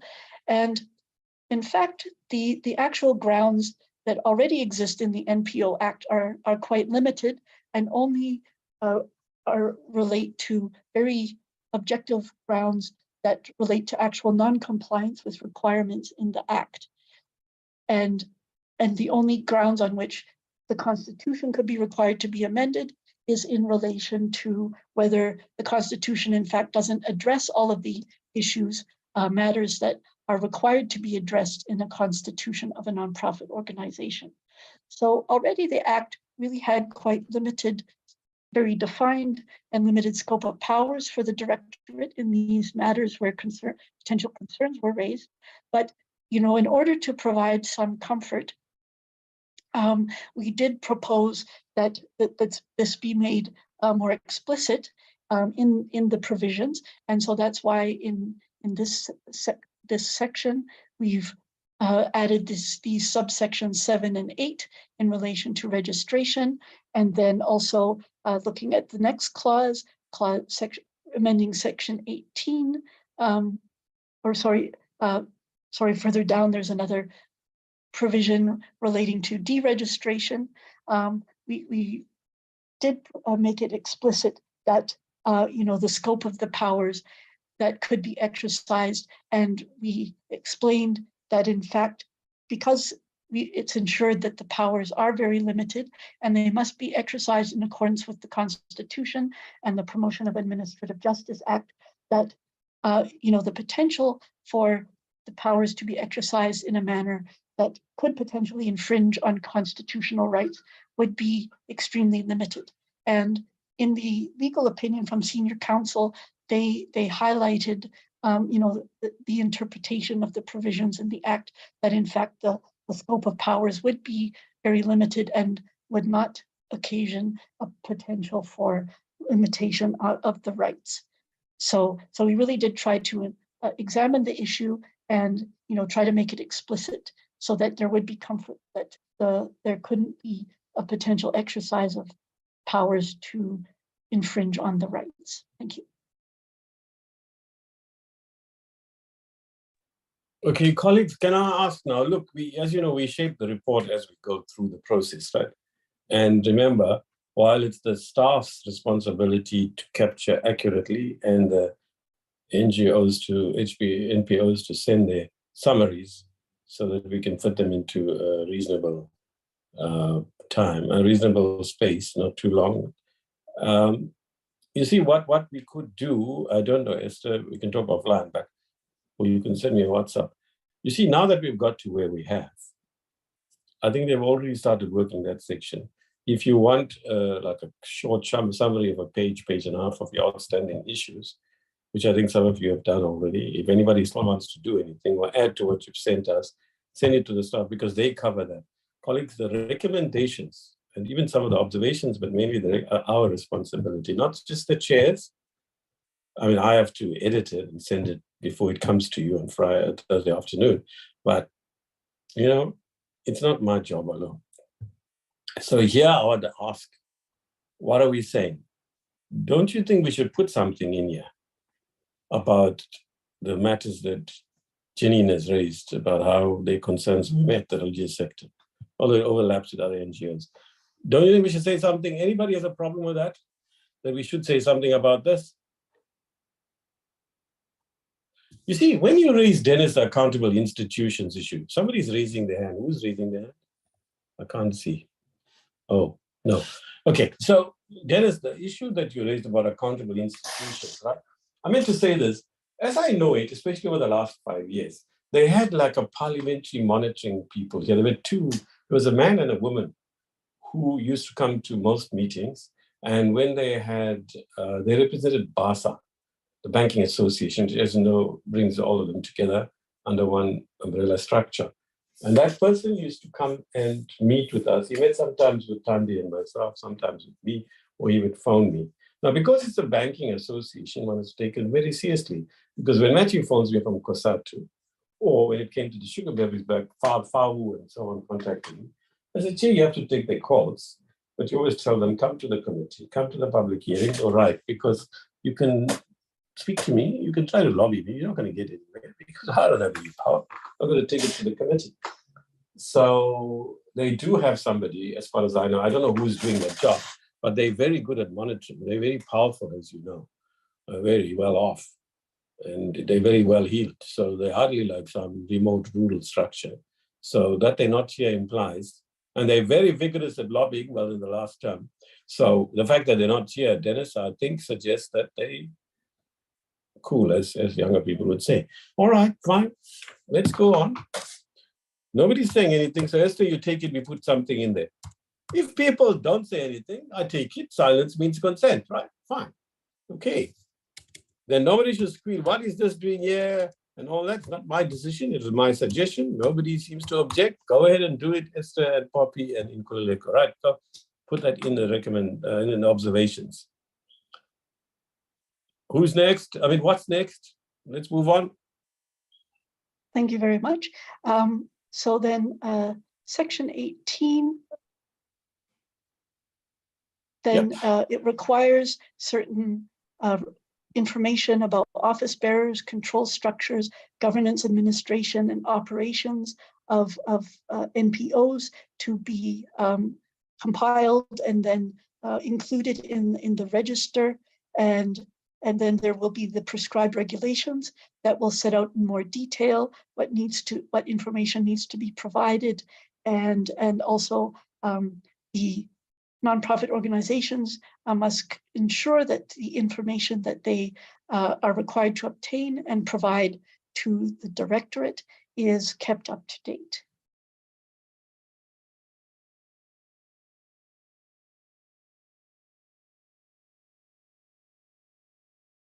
Janine, when nobody butts in and the chairperson doesn't drag on, you know what? You must move on to the next clause. Okay.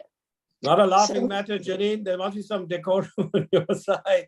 You're an official. I'm allowed to laugh at my stupidities. Not no, even I wasn't laughing. I wasn't laughing. Okay, fine. No, Okay. Okay. I thought you're laughing at my silliness. All right. Okay. And some good news for you, Dennis. We're going into stage 6, I see. It just popped up on my ESCOM push. What's it called? Yeah. Oh, stage 6. Wow. Okay. Maybe it's wrong, but all right, fine. Let's go ahead. So then the next clause amends section 24, and it again similarly provides the information that must be submitted and included in the register that will be maintained by the Directorate of Nonprofit Organizations. So it's very similar to what has been provided in section 18. So this is just ensuring that all of the relevant information will be collected and contained in a register. Yeah, that's straightforward. And then clause 15 then provides for potential disqualification and removal of office bearers of nonprofit organizations. And it provides that a person, and this is based to quite an extent on section 69 of the Companies Act. And so this sets out certain grounds for which a person would not be able to be appointed as an office bearer or continue to act as an office bearer of a nonprofit organization, similarly to what we're providing in the Trust Property Control Act and the Companies Act. So this would include convictions for offenses relating to terrorism-related activities, corruption, and also money laundering, etc. And also persons who would be subject to UN sanctions. So these provisions are similar to what will be in the Trust Property Control Act and also the Companies Act. Okay. And then can I just ask a question, make an observation actually. It is very striking, colleagues here, how much of what regulates the NPOs is to be found in the Companies Act. It is something that you don't normally think of, but here it is. Okay, go ahead. Thank you very much. And then clause 16 then amends section 21 to clarify the limited grounds on which the director might potentially qualify might cancel the registration of a nonprofit organization, and that's only for the objective non-compliance with requirements of the Act or its actual constitution.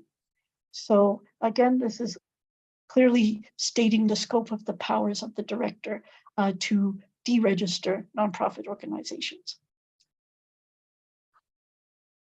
And then section 29, clause 17 amends section 29 of the Nonprofit Organization Act to clarify.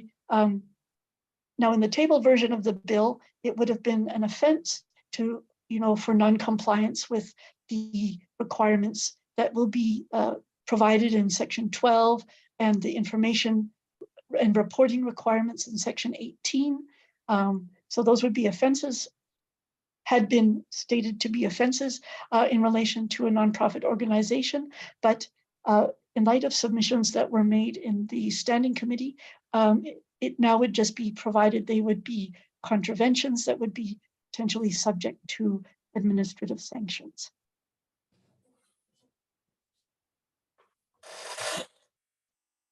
Then now we move on to the amendments to the Financial Intelligence Center Act, and these were not, there weren't a great deal of submissions in relation to those amendments in either the Standing Committee or the Select Committee. So, you know, they were not a significant source for comment or concern in the parliamentary process. So, so Clause 18 amends Section 1 of the Financial Intelligence Center Act, and it changes references to from organ of state to national department, and includes references to the Auditor General. And then it amends the definition of beneficial owner that's currently provided in the FIC Act to better align with the adjustments that have been made at the TATF level for how beneficial owners should be assessed and defined. So that amendment is made, although this hasn't been adjusted in the parliamentary process. This definition was as contained in the tabled version of the bill. Then there are amendments to change references to domestically prominent influential persons to domestic politically exposed persons, and foreign prominent public officials to foreign politically exposed persons. So generally in the legislation, the way the terms are referred to is being changed, although overall the actual categories of persons who would be covered in the schedules to the FIC Act are not necessarily, excuse me, radically altered. And then there are some other provisions in the FIC Act that similarly adjust referencing in that regard. Then just pause here for a moment, right? Now, just remind me now, why was the term change? You're dealing with the technical issues, right? But what's the policy underpinning for that? Just remind me why we changed these terms, because we had them in the FSRA, and now we are making the terms more consistent across all the bills, or are we also changing the term in the FSRA?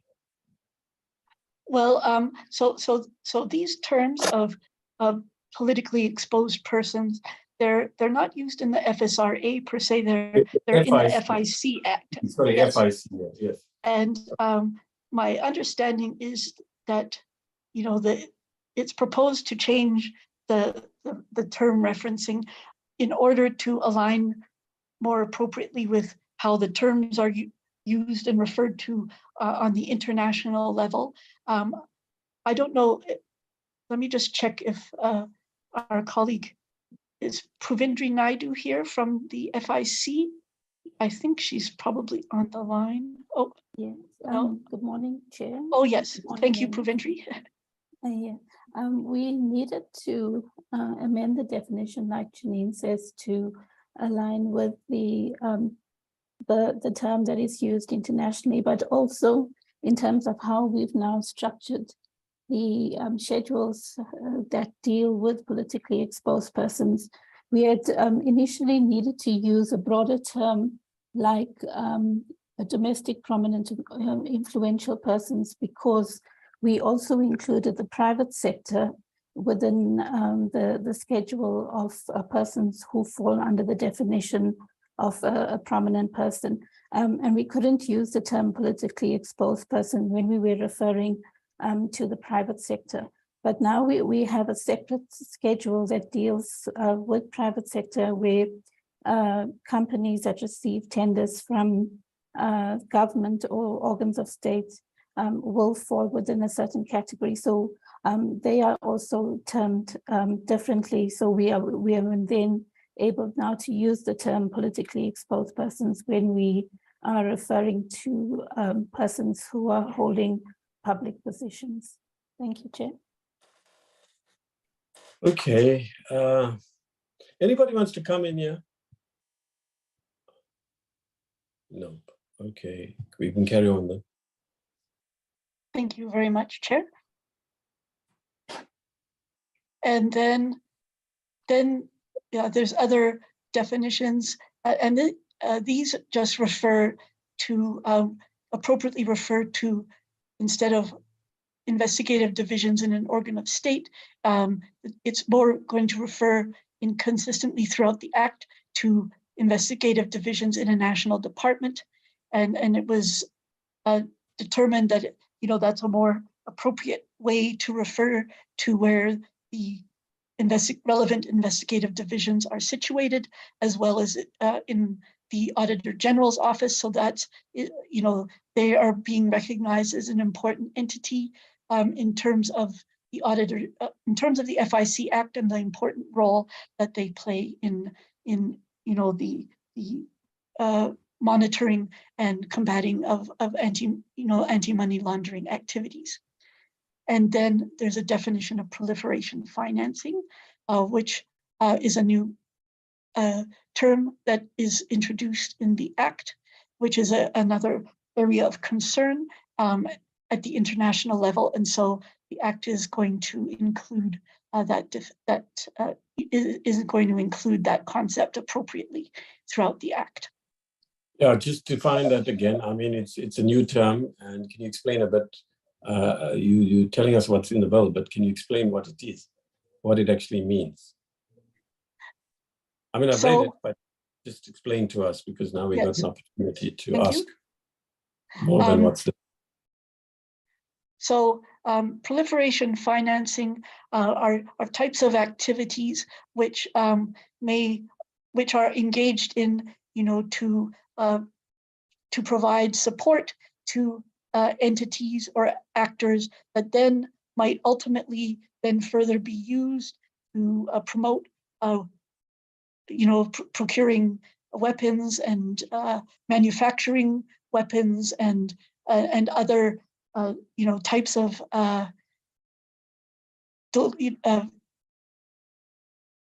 other types of material that could then be used in terrorism-related activities, etc. And so which certainly pose an important threat. So it's a sort of economic support and services that could ultimately then promote, proliferation of weapons that then have destabilizing impacts for global and domestic security. So this is an important other category of activity that has been identified, needs to be appropriately recognized and monitored and catered for in the legislation. Thank you. Okay, anybody wants to ask any questions about this?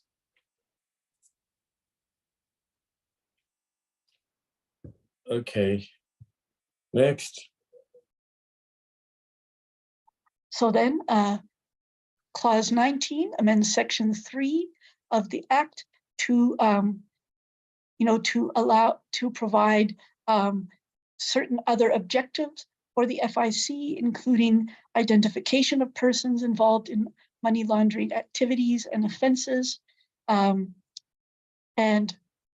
also to include referencing to the proliferation financing activities as an important objective that the FIC Act needs to ensure that it's promoting, combating those proliferation financing activities. And also, it's also to enable clarify that there's important engagement with other investigative divisions in national departments, as they will be referred to, and the Auditor General's office. And then also to ensure that the objective of ensuring implementation of the UN sanctions is ensured. And also another activity that will be sought to be an objective is, to assist with producing forensic evidence that could assist in identifying and combating the flow of financial transactions and uncovering links between persons and property based on the flow of financial transactions. So it's just providing some slightly expanded scope of objectives for the FIC, in light of the types of measures and activities that the FIC needs to undertake. Then Clause 20 amends Section 4 of the Act, again to again adjust referencing to national department from organ of state and refer to the investigative division of the Auditor General, and also other sort of more technical types of amendments to clarify the wording and appropriately provide for the implementation of UN sanctions. And then paragraph C of this amendment also highlights that annual reports to the minister may also include information that would sort of substantiate the implementation of the Act by the FIC. So then the minister can be aware of what measures and how it is relevant to demonstrate the implementation of the Act. So that allows the National Treasury to be more aware of how effective the implementation is proceeding. And then Clause 21 amends Section 5 to enable the FIC to enter into public-private partnerships, to enable the FIC to achieve its objectives, and also it will enable the center to request information from other organs of state and access to databases held by other organs of state and access registers. So this will facilitate, the sharing of the information, particularly in relation to this bill. The beneficial ownership information and access to that will be very important. Just a quick one there. So entering into like partnerships with the private sector agencies to help them, can you give examples of that? Secondly, it doesn't compromise the individual and the FIC security, does it? No, like all of the sharing of information would be subject to the Protection of Personal Information Act, and so there certainly would be, especially with personal information, there would be very stringent safeguards that would need to be provided. Yeah, but one is asking another sort of angle of the question, which is, you see, FIC is going to use private sector agencies to assist them. Am I correct? That's what you're saying. It may not necessarily be, that they would be handling necessarily a lot of information, but perhaps other administrative functions or aspects could potentially be facilitated through public-private partnerships. I don't know, Puvendri, do you want to come in any further on what sort of arrangements might be envisaged here? Yeah, in saying, look, obviously their role is expanded. They're not having enough staff. I mean, that's all public entities almost. So I understand all of that, but FIC is a slightly, let's say, sensitive area. Now, I know the SSA also hires private sector agencies to assist them, but they meant to do it in such a way that neither their role nor the agency's inquiry on their behalf as the SSA into individuals or organizations suspected of doing wrong things has to be compromised in the way it's done. So can I get a response to that from the FIC? Is Peter not around, by the way? Presumably he's not. Unfortunately, Peter was not able to attend today, but Right, Coventry can certainly. What does Coventry do there? What's her role there? What's her job description, as it were? Good morning, Chair. I'm a senior legal and policy advisor in the FIC. Okay, because we haven't come across you before. We've dealt with the FIC in the last few years. Presumably you knew or moved from one sector to is that right? No, I was also involved in the amendments in 2017 before the committee. Okay, fine, no problem. Sorry about that. Okay, go ahead. Thank you, Chair. So the partnerships that we envisage here are, for example, the partnership that we've started, the public-private partnerships between the accountable institutions and bringing together law enforcement so that there is a common sharing of information. And again, like Janine mentioned, within the strict confines of what information can be shared. But this is an initiative that was done. An example that I think would have been provided to you would be the SAMLET initiative that the FIC has started, that's been recognized in terms of how the FIC can function more effectively with the information they have provided. And we can certainly provide a lot more information in relation to the initiatives that we've started in relation to the public-private partnerships that we have. Thanks. No, I'm not looking into that sense of detail. Thanks for that offer. You know what? It's really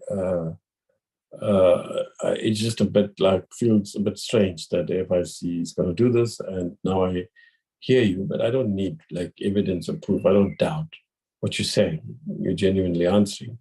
Now, Dennis's data security is important. I'd expect this would be key to any service level. Oh, he's speaking on your behalf. Okay. I don't know who mandated him.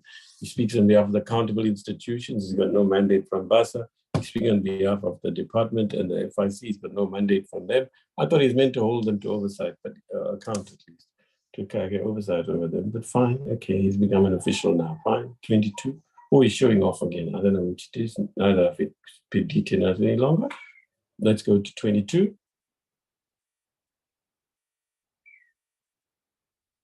Thank you very much, Chair. Clause 22 amends section 21B of the Act. It's including additional referencing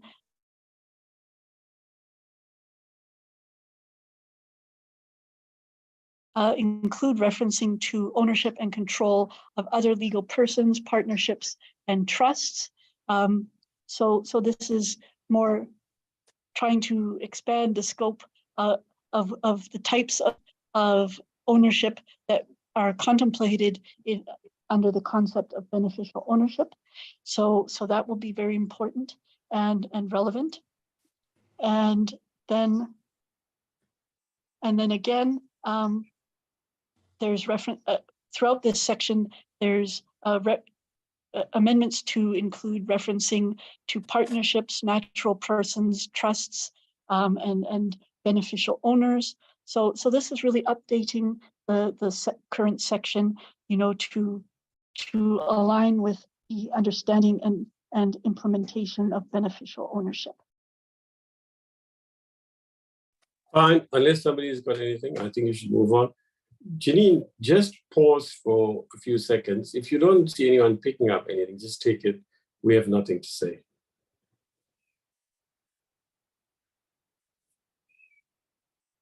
So you can move on, Janine. Yes, thank you. So then clause 23 refers to amend section 21C of the Act. Then it would require, it amends the circumstances in which an accountable institution, if they suspect that there's a suspicious transaction that may be being undertaken, and there may be a potential, you know, that if there's a disclosure of the transaction, then then the accountable institution should then consider making a suspicious report transaction, and it might then, not continue to perform customer due diligence requirements. If that might, it would sort of tip off the client, the customer, that potentially, that a suspicious transaction is being detected and may be reported. So it's sort of appropriately aligning, when customer due diligence measures must be undertaken, relating as according to when suspicious transactions should then be reported, so that ultimately the transactions are detected and reported, and someone isn't necessarily tipped off that might undermine the ability to appropriately report and address the activities that might be being undertaken. And then clause 24 amends section 21D, and also these amendments again sort of relates to the suspicious transaction reporting and the steps that the accountable institutions must take. And so it's appropriate for finding those provisions when suspicious transactions must be reported. And then clause 25 amends section 21F, and it's basically just adjusting referencing to refer to foreign politically exposed persons. And clause 26 amends section 21G, again, to refer to domestic politically exposed persons, and the other category that will now be referred to in the new Schedule 3C of prominent influential persons. You can skip this, we're familiar with it. Yes, okay. Similarly, clause 27. Colleagues, you've got up to Friday if you haven't had a chance to read the bill clause by clause. Maybe I've got that advantage, but we read it for a long time now, and we're not going to go through everything in such a level of scrutiny that we like reading every word. So that's not going to happen. That doesn't happen in committees, and it shouldn't. So members, remember there's an informal processing. You will pick up things when you finally read this bill, for those of you who haven't, and those of you who have may want to read it again. But Friday morning, you've got enough time between now and then to find problems with wording or whatever, and then we have to look at it. Okay, let's go ahead.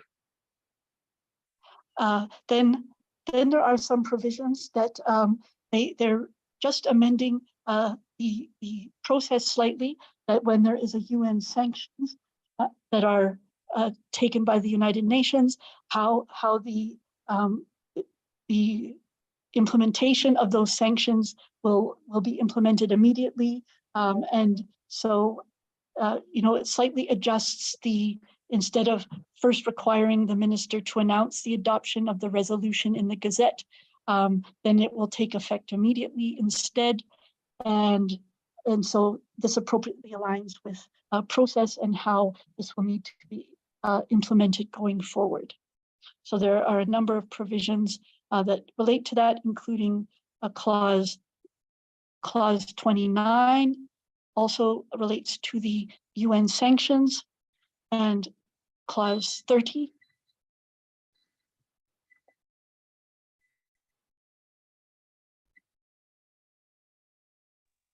and then there's a lot of the other provisions. There's just insertion of referencing, to proliferation financing appropriately in clause 31, and clause 32 and 33 relate to the UN sanctions.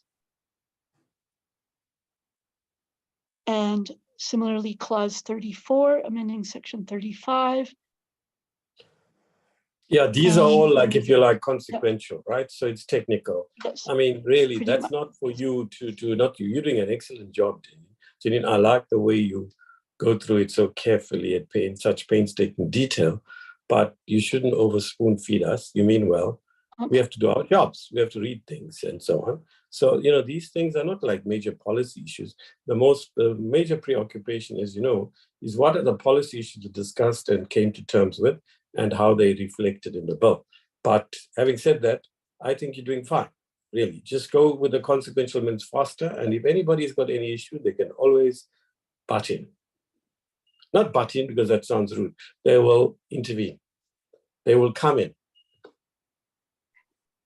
So I think a lot of them, subsequent provisions, relate to the matters that have already sort of been highlighted. So we'll go quickly through a lot of the rest of the FIC Act amendments. And I'll No, just... not too fast either. I mean, with a reasonable measure, but not too slow either. In other words, I can see where this is going. And if you read it, you'll see that these are like more or less what we sometimes call or mostly call consequential amendments. So if you're agreeing with the one at the outset, now Dennis is also saying this end section is mostly technical. All right, so at least we're agreeing with one of the majority party here.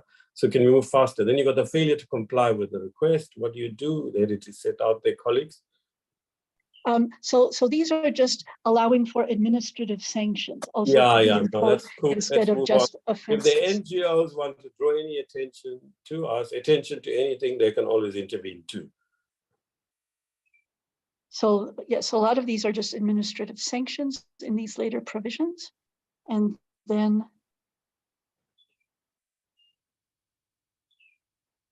referencing is adjusted accordingly, as we've already discussed. So then, including in relation to the schedule. Yeah, I know you can skip this. Because you have to amend the schedule. So. Yes. And then, so there's just the prominent influential persons would be a small category that will be addressed in a new Schedule 3C. I think the word PIPS is very good for that, because we are PIPS. Okay. And so then we move on to the amendments to the Companies Act. And so we'll just go down here. So in relation to the Companies Act, in clause 55 of the bill, there's a new definition of affected company that would be inserted in the bill, as well as, and this is a definition that was included in the amendments in the National Assembly. And this is part of amendments that, in response to submissions that in relation to listed companies and certain private companies, that the reporting requirements relating to beneficial ownership that were proposed in the tabled bill, if they were applied in exactly the same manner to all categories of companies, that it could create some significant practical issues for listed companies and certain private companies. And so it was, there were engagements that took place in light of the submissions in the Standing Committee on Finance. And it was agreed that in relation to this new category that will be referred to as an affected company, that there would be, the manner in which they would report beneficial ownership information and how they would report would be slightly different compared to,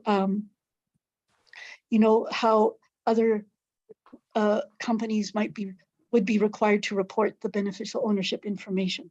So instead of just a single process and requirements that would apply to all companies, there would be a slightly different process and requirements that would be applied to listed companies.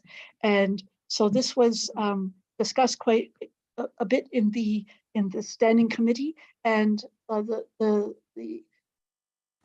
the commentators who had raised these concerns, they ended up confirming that they thought that the proposed approach that's now contained in the bill should be a workable and appropriate approach to commence, the reporting of beneficial ownership requirements by those companies.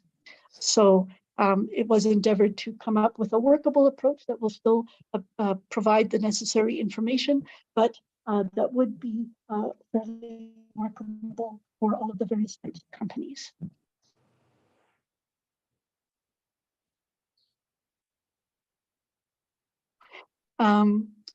And then clause 56 amends section 33 of the Companies Act. And so this provides for reporting by many of the companies, that they will have to report to the CIPC and submit their securities register and disclosures of beneficial interests. And then the CIPC will then need to include those in the register, and there will be regulations that will be included that will specify, how some of the requirements relating, what information needs to be provided, and also, how access to the information, would be available, and to whom, and what process would need to be followed. Chair, if I can just ask a quick question here, which has just come up. Yeah, of course. It relates to employee shareholder trusts. And I suppose it actually deals with the beneficial ownership on the trusts discussion earlier, but as well as this. And just something that just occurred to me while Janine was talking is the fact that, employee arrangements within entities changes quite regularly, especially in some of the larger entities.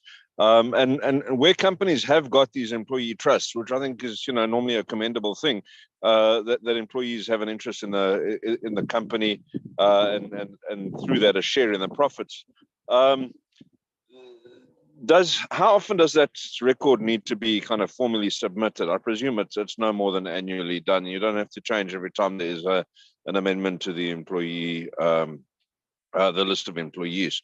I don't think that would have a big bearing on this act, but it's just an interesting thing, because obviously, again, in terms of ticking off that compliance, how often is a certification? How often does that certification of compliance need to be completed? Thanks, Chair. Thank you very much. So that sort of aspect would certainly be something that would definitely be dealt with in the regulations, specifying the type of information that must be provided and how frequently, the information must be reported, and sort of what, how often it may need to be updated. So these are certainly important aspects in relation to the various registers that would be important and will be dealt with in the regulations. Especially, there may be, different timeframes that might be appropriate in relation to types of entities, etc. So I think these sorts of matters will be considered and dealt with, in quite a bit of detail, probably in the regulations. Thank you. Thanks, Dennis. Okay, over to you. Thanks, Jenny. Thank you very much. And then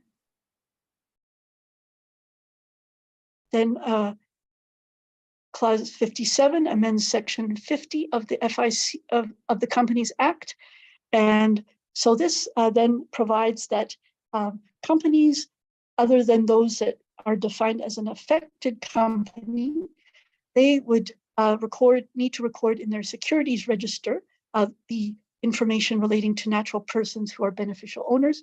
So that would become included in the securities registers that they're already being required to maintain, and then there will be some regulations that will provide important further detail regarding those the specific information, etc. .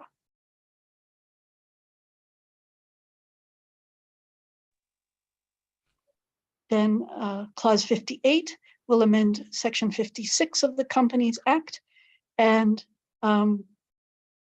it also provides in relation to affected companies. This will set out the requirements for the affected companies for reporting. So they will be required to have a register of persons who hold beneficial interests equal to or more than 5% of the total number of securities in the company, and also report the extent of those beneficial interests, and also update the register on a basis that, you know, in accordance with periods that will be prescribed in regulations. So there will be further detail provided in that regard. And then it's provided that affected companies would then need to submit prescribed forms regarding the individuals who are the beneficial owners, and then periodically file notices as prescribed in the prescribed periods relating to when changes in beneficial ownership have occurred. And then, you know, there will be the regulations that will be set to set out the detail regarding the period and the details of the information. And the commission will have to maintain the register of this information that will be reported by the affected companies. Then clause 59 of the bill amends section 69 of the Companies Act, and it updates the grounds for disqualification of persons for acting as directors of companies to include those individuals who are convicted of money laundering, terrorist financing, and proliferation financing activities, and also those who, you know, terrorist and related activities, and then also persons subject to UN sanctions. And this is similar to what will be provided in the Trust Property Control Act and the Nonprofit Organizations Act. And then Section 122 of the Companies Act will be amended, again relating to the category of affected companies. So if they receive a notice in terms of Section 122 of the Companies Act, they will then need to file a record of that notice with the Commission and in the prescribed form and containing the prescribed information. And then again, some regulations will be provided, and then a register will be maintained by the CIPC in relation to that information. And then that's sort of the end of the Companies Act amendments. And then there are just a couple of amendments to the Financial Sector Regulation Act. One of clause 62 will amend section 159 of the Financial Sector Regulation Act to provide that a significant owner of a financial institution, as defined in that act, would need to comply with a directive that would be issued in terms of section 159. And then clause 63 then will insert a definition of beneficial owner in the Financial Sector Regulation Act, as it will apply in relation to financial institutions. And also it will enable standards to be made by the financial sector regulators in relation to beneficial ownership. And also it will empower the regulators to issue directives in relation to beneficial owners. And so that concludes the substantive provisions of the bill. And unfortunately, my battery is dying now, and I'm going to lose connectivity here. So I think colleagues MP and Puvendri and Vukile will take over with further questions, etc. So thank you very much.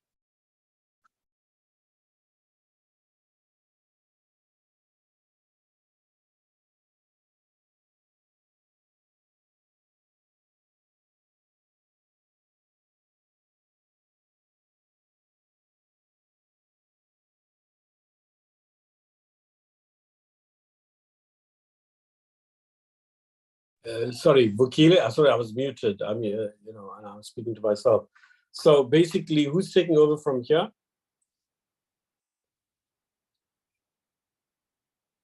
Hello, Vukile, are you there? Sorry, Chair, MP van Schoor.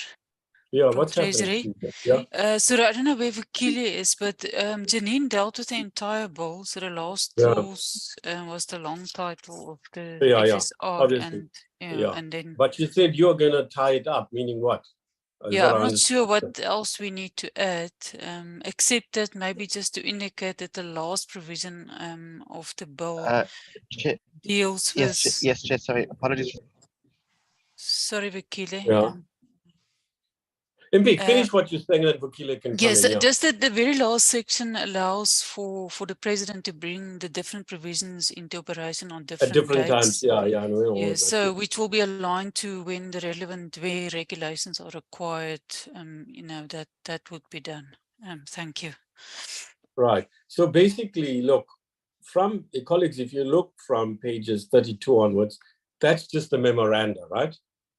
Now, to remind new members, we don't vote on the memoranda.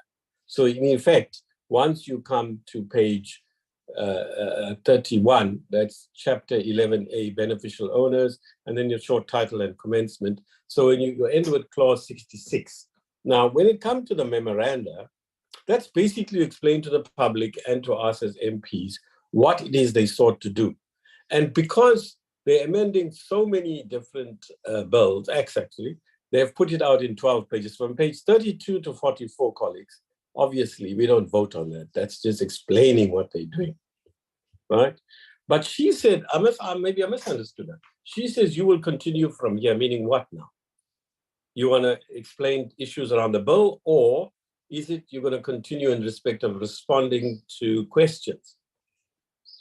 I think she meant in terms of responding to questions. Oh, from us. Okay, I misunderstood her. Okay, I thought she said, MP, you're going to pick up and take off from where she left off, meaning that you can explain other issues or overall issues. Well, in that case, we are where we are. Let me see what's in the chat group here. Somebody said something.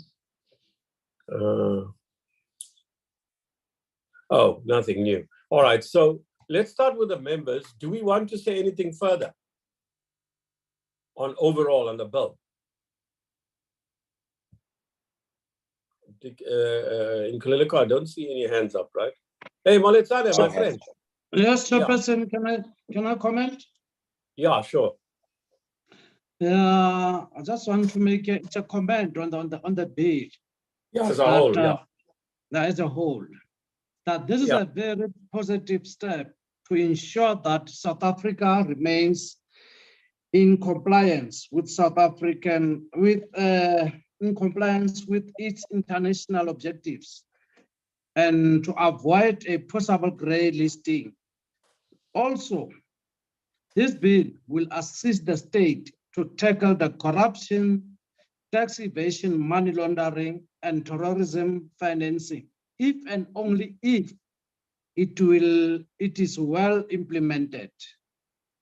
That is my intake, Chairperson. Thank you.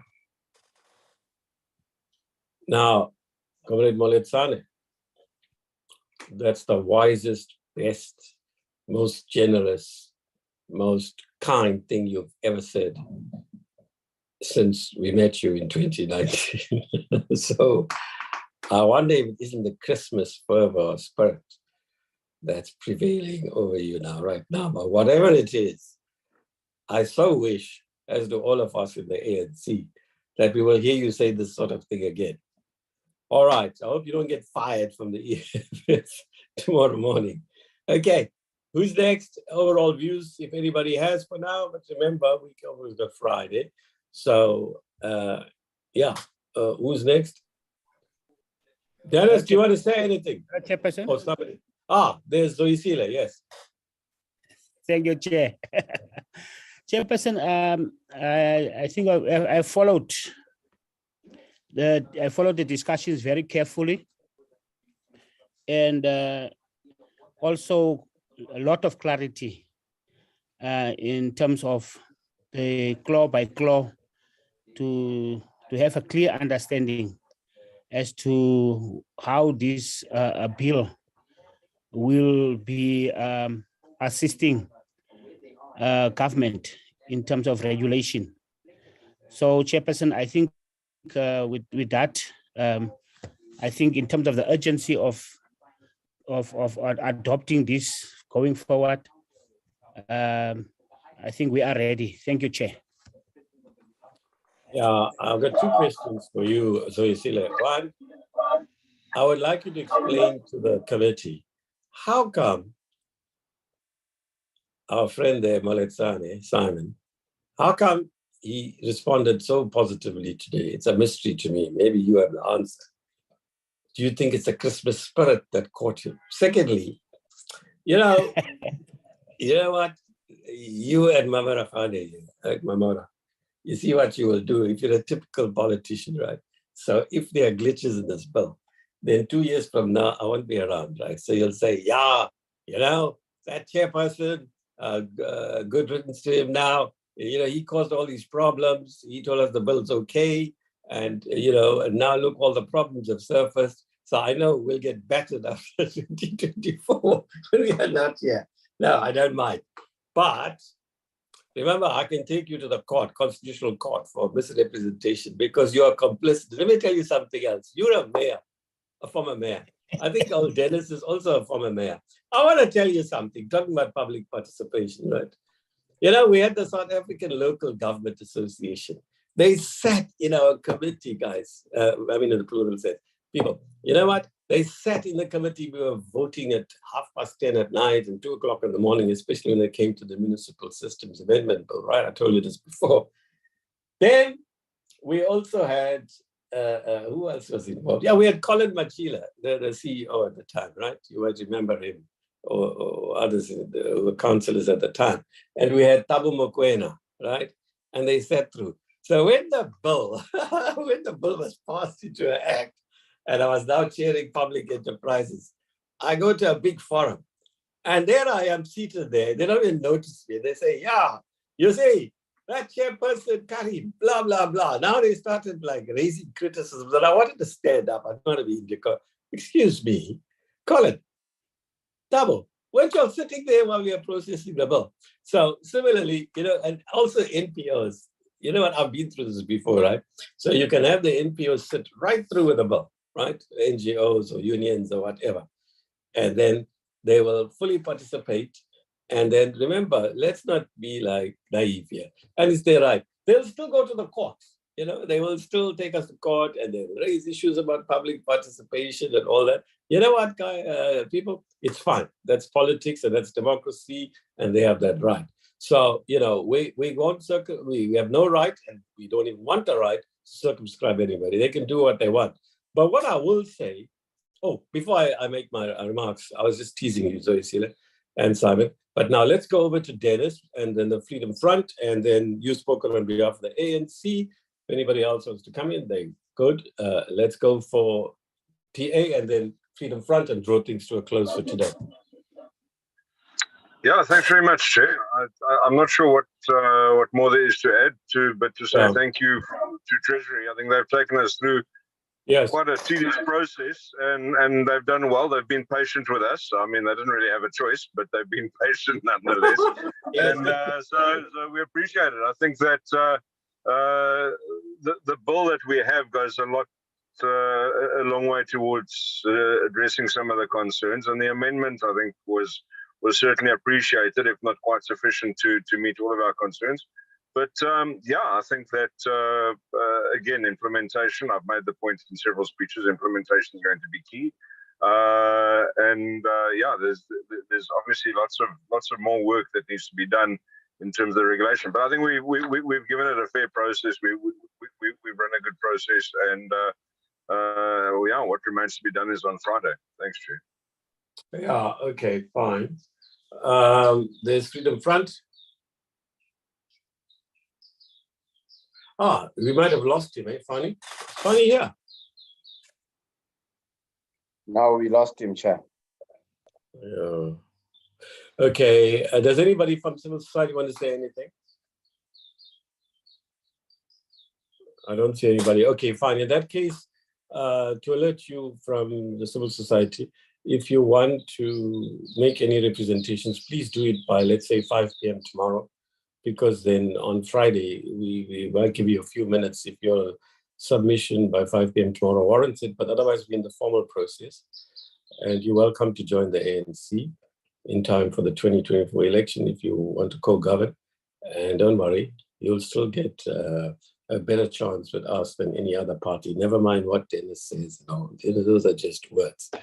And now while at Simon says, they've been saying they're taking over the country, I think, the day they were formed, right, Simon?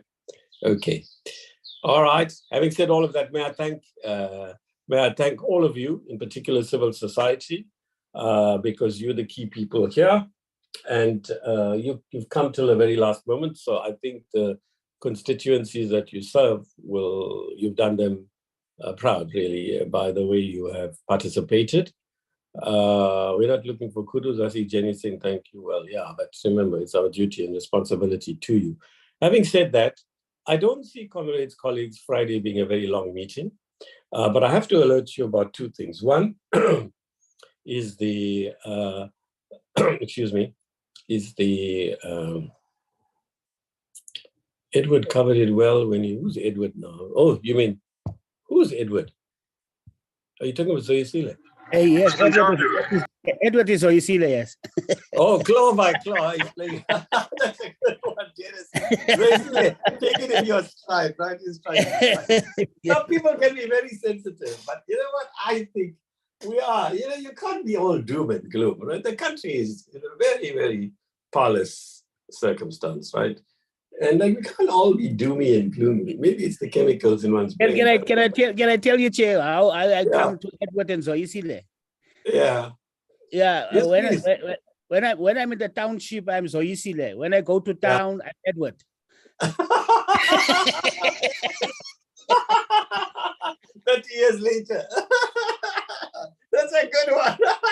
I like that one. No, but you know what? I forgot. Yes, you are Edward as well in the middle, right? Okay. So Blade is what? Emmanuel. There's lovely names. Pumelele, his wife, is what? Ebenezer. Very Christian middle names. Eh? And they become the first names. Anyway, so you know what Mandela said about how he became Nelson, right? That's a wonderful about a school teacher. All right, look, basically, thank you all, particular civil society, and thank you to the members. For Friday, we have, I must tell you, it really irritates me, right? Treasury, Bukele, I'm not attacking you, but you'll come with this international agreement at the last minute. Now I asked in Pololeko, hey, why are they coming now on the last day? No, he says, we have to vote on it because the requirement is the 31st of December, because it comes into effect, I think, in January. Now, these agreements, let's not go there now. Let's have a long discussion, please. Let us go and see our lawyers. And these are agreements that are signed. I'm told all countries are like that. It gets signed at the level of the executive and it's tabled in Parliament for approval. It's a reverse process. It's actually not that you so much as approve it, so much as if you find something glaringly against the Constitution or very bad, then you have to raise it as an issue. But you can't amend an agreement. It's signed between our Turco and their foreign affairs, or the president and their prime minister or president, right? So that won't take long. And then we have to finish the minutes for this quarter that we haven't done. So I don't see a long meeting. The report will get to you, if all goes well, late tomorrow afternoon, and so on. It will deal with issues around that were raised in thematic form. It'll cover what the thematic form. And if you have some submissions, please, can you please send them by, let's say, 12 noon tomorrow, okay? And in our case, we have said it's the areas around public participation, constitutionality is a lot of information there that's made available by Jeremy Gauntlet and by our Frank Jenkins. Then there's the issues, Esther and colleagues, about the NPO sector capacity, social development department. We agree with everything they say. And we must stress also our concerns about, implementability, our concerns about capacity, and our concerns that since Treasury is bringing this bill to us, they need to be very, very, I don't know if Mpho's here, and we should have brought her in if she was. Is Mpho here in Kuleleko? I just remembered now she used to come. I don't see her here. Anyway, that, we did say this already last week, Esther, that they must be very, very responsive, because they brought this bill to us and then they must deliver the resources. They can't dump this thing. That's dumping, right? They love talking about financial dumping, Treasury people, Vukile. Now, you don't dump responsibilities on Treasury and then don't give them the resources. And in Kuleleko, honestly, you know what? Please don't forget. And all the committee members here, okay, including hold us to account. We said we will twice a year review progress in respect of this bill, and then we'll do it in the second quarter of next year, and then in the fourth quarter, or maybe even the late third quarter of next year. Or if we miss it out at the beginning of 2024, when we all be frantically and frantically reaching out to the voters. So really, please. And then what else have we said? Yeah, so people, please, we need any submissions you want to make from any individual here. You can even WhatsApp it to Nkululeko, and then he will sort out where it goes to Esther or Poppy or whatever. Okay, good. So we're done. Thank you. Bye. Keep well. Thank you very much. Yeah, one final thing to say. I don't think you have to come on Friday unless you've got something to say. You know what I mean? You've got better things to do than watch us boringly go through a bill. It goes very fast anyway. But if you want to come, that's your right. If I had my own way, if I was your board member, I'd say no. Do something more productive than look at something boring. Thank you. Bye. Bye-bye, Chair. Bye, Chair.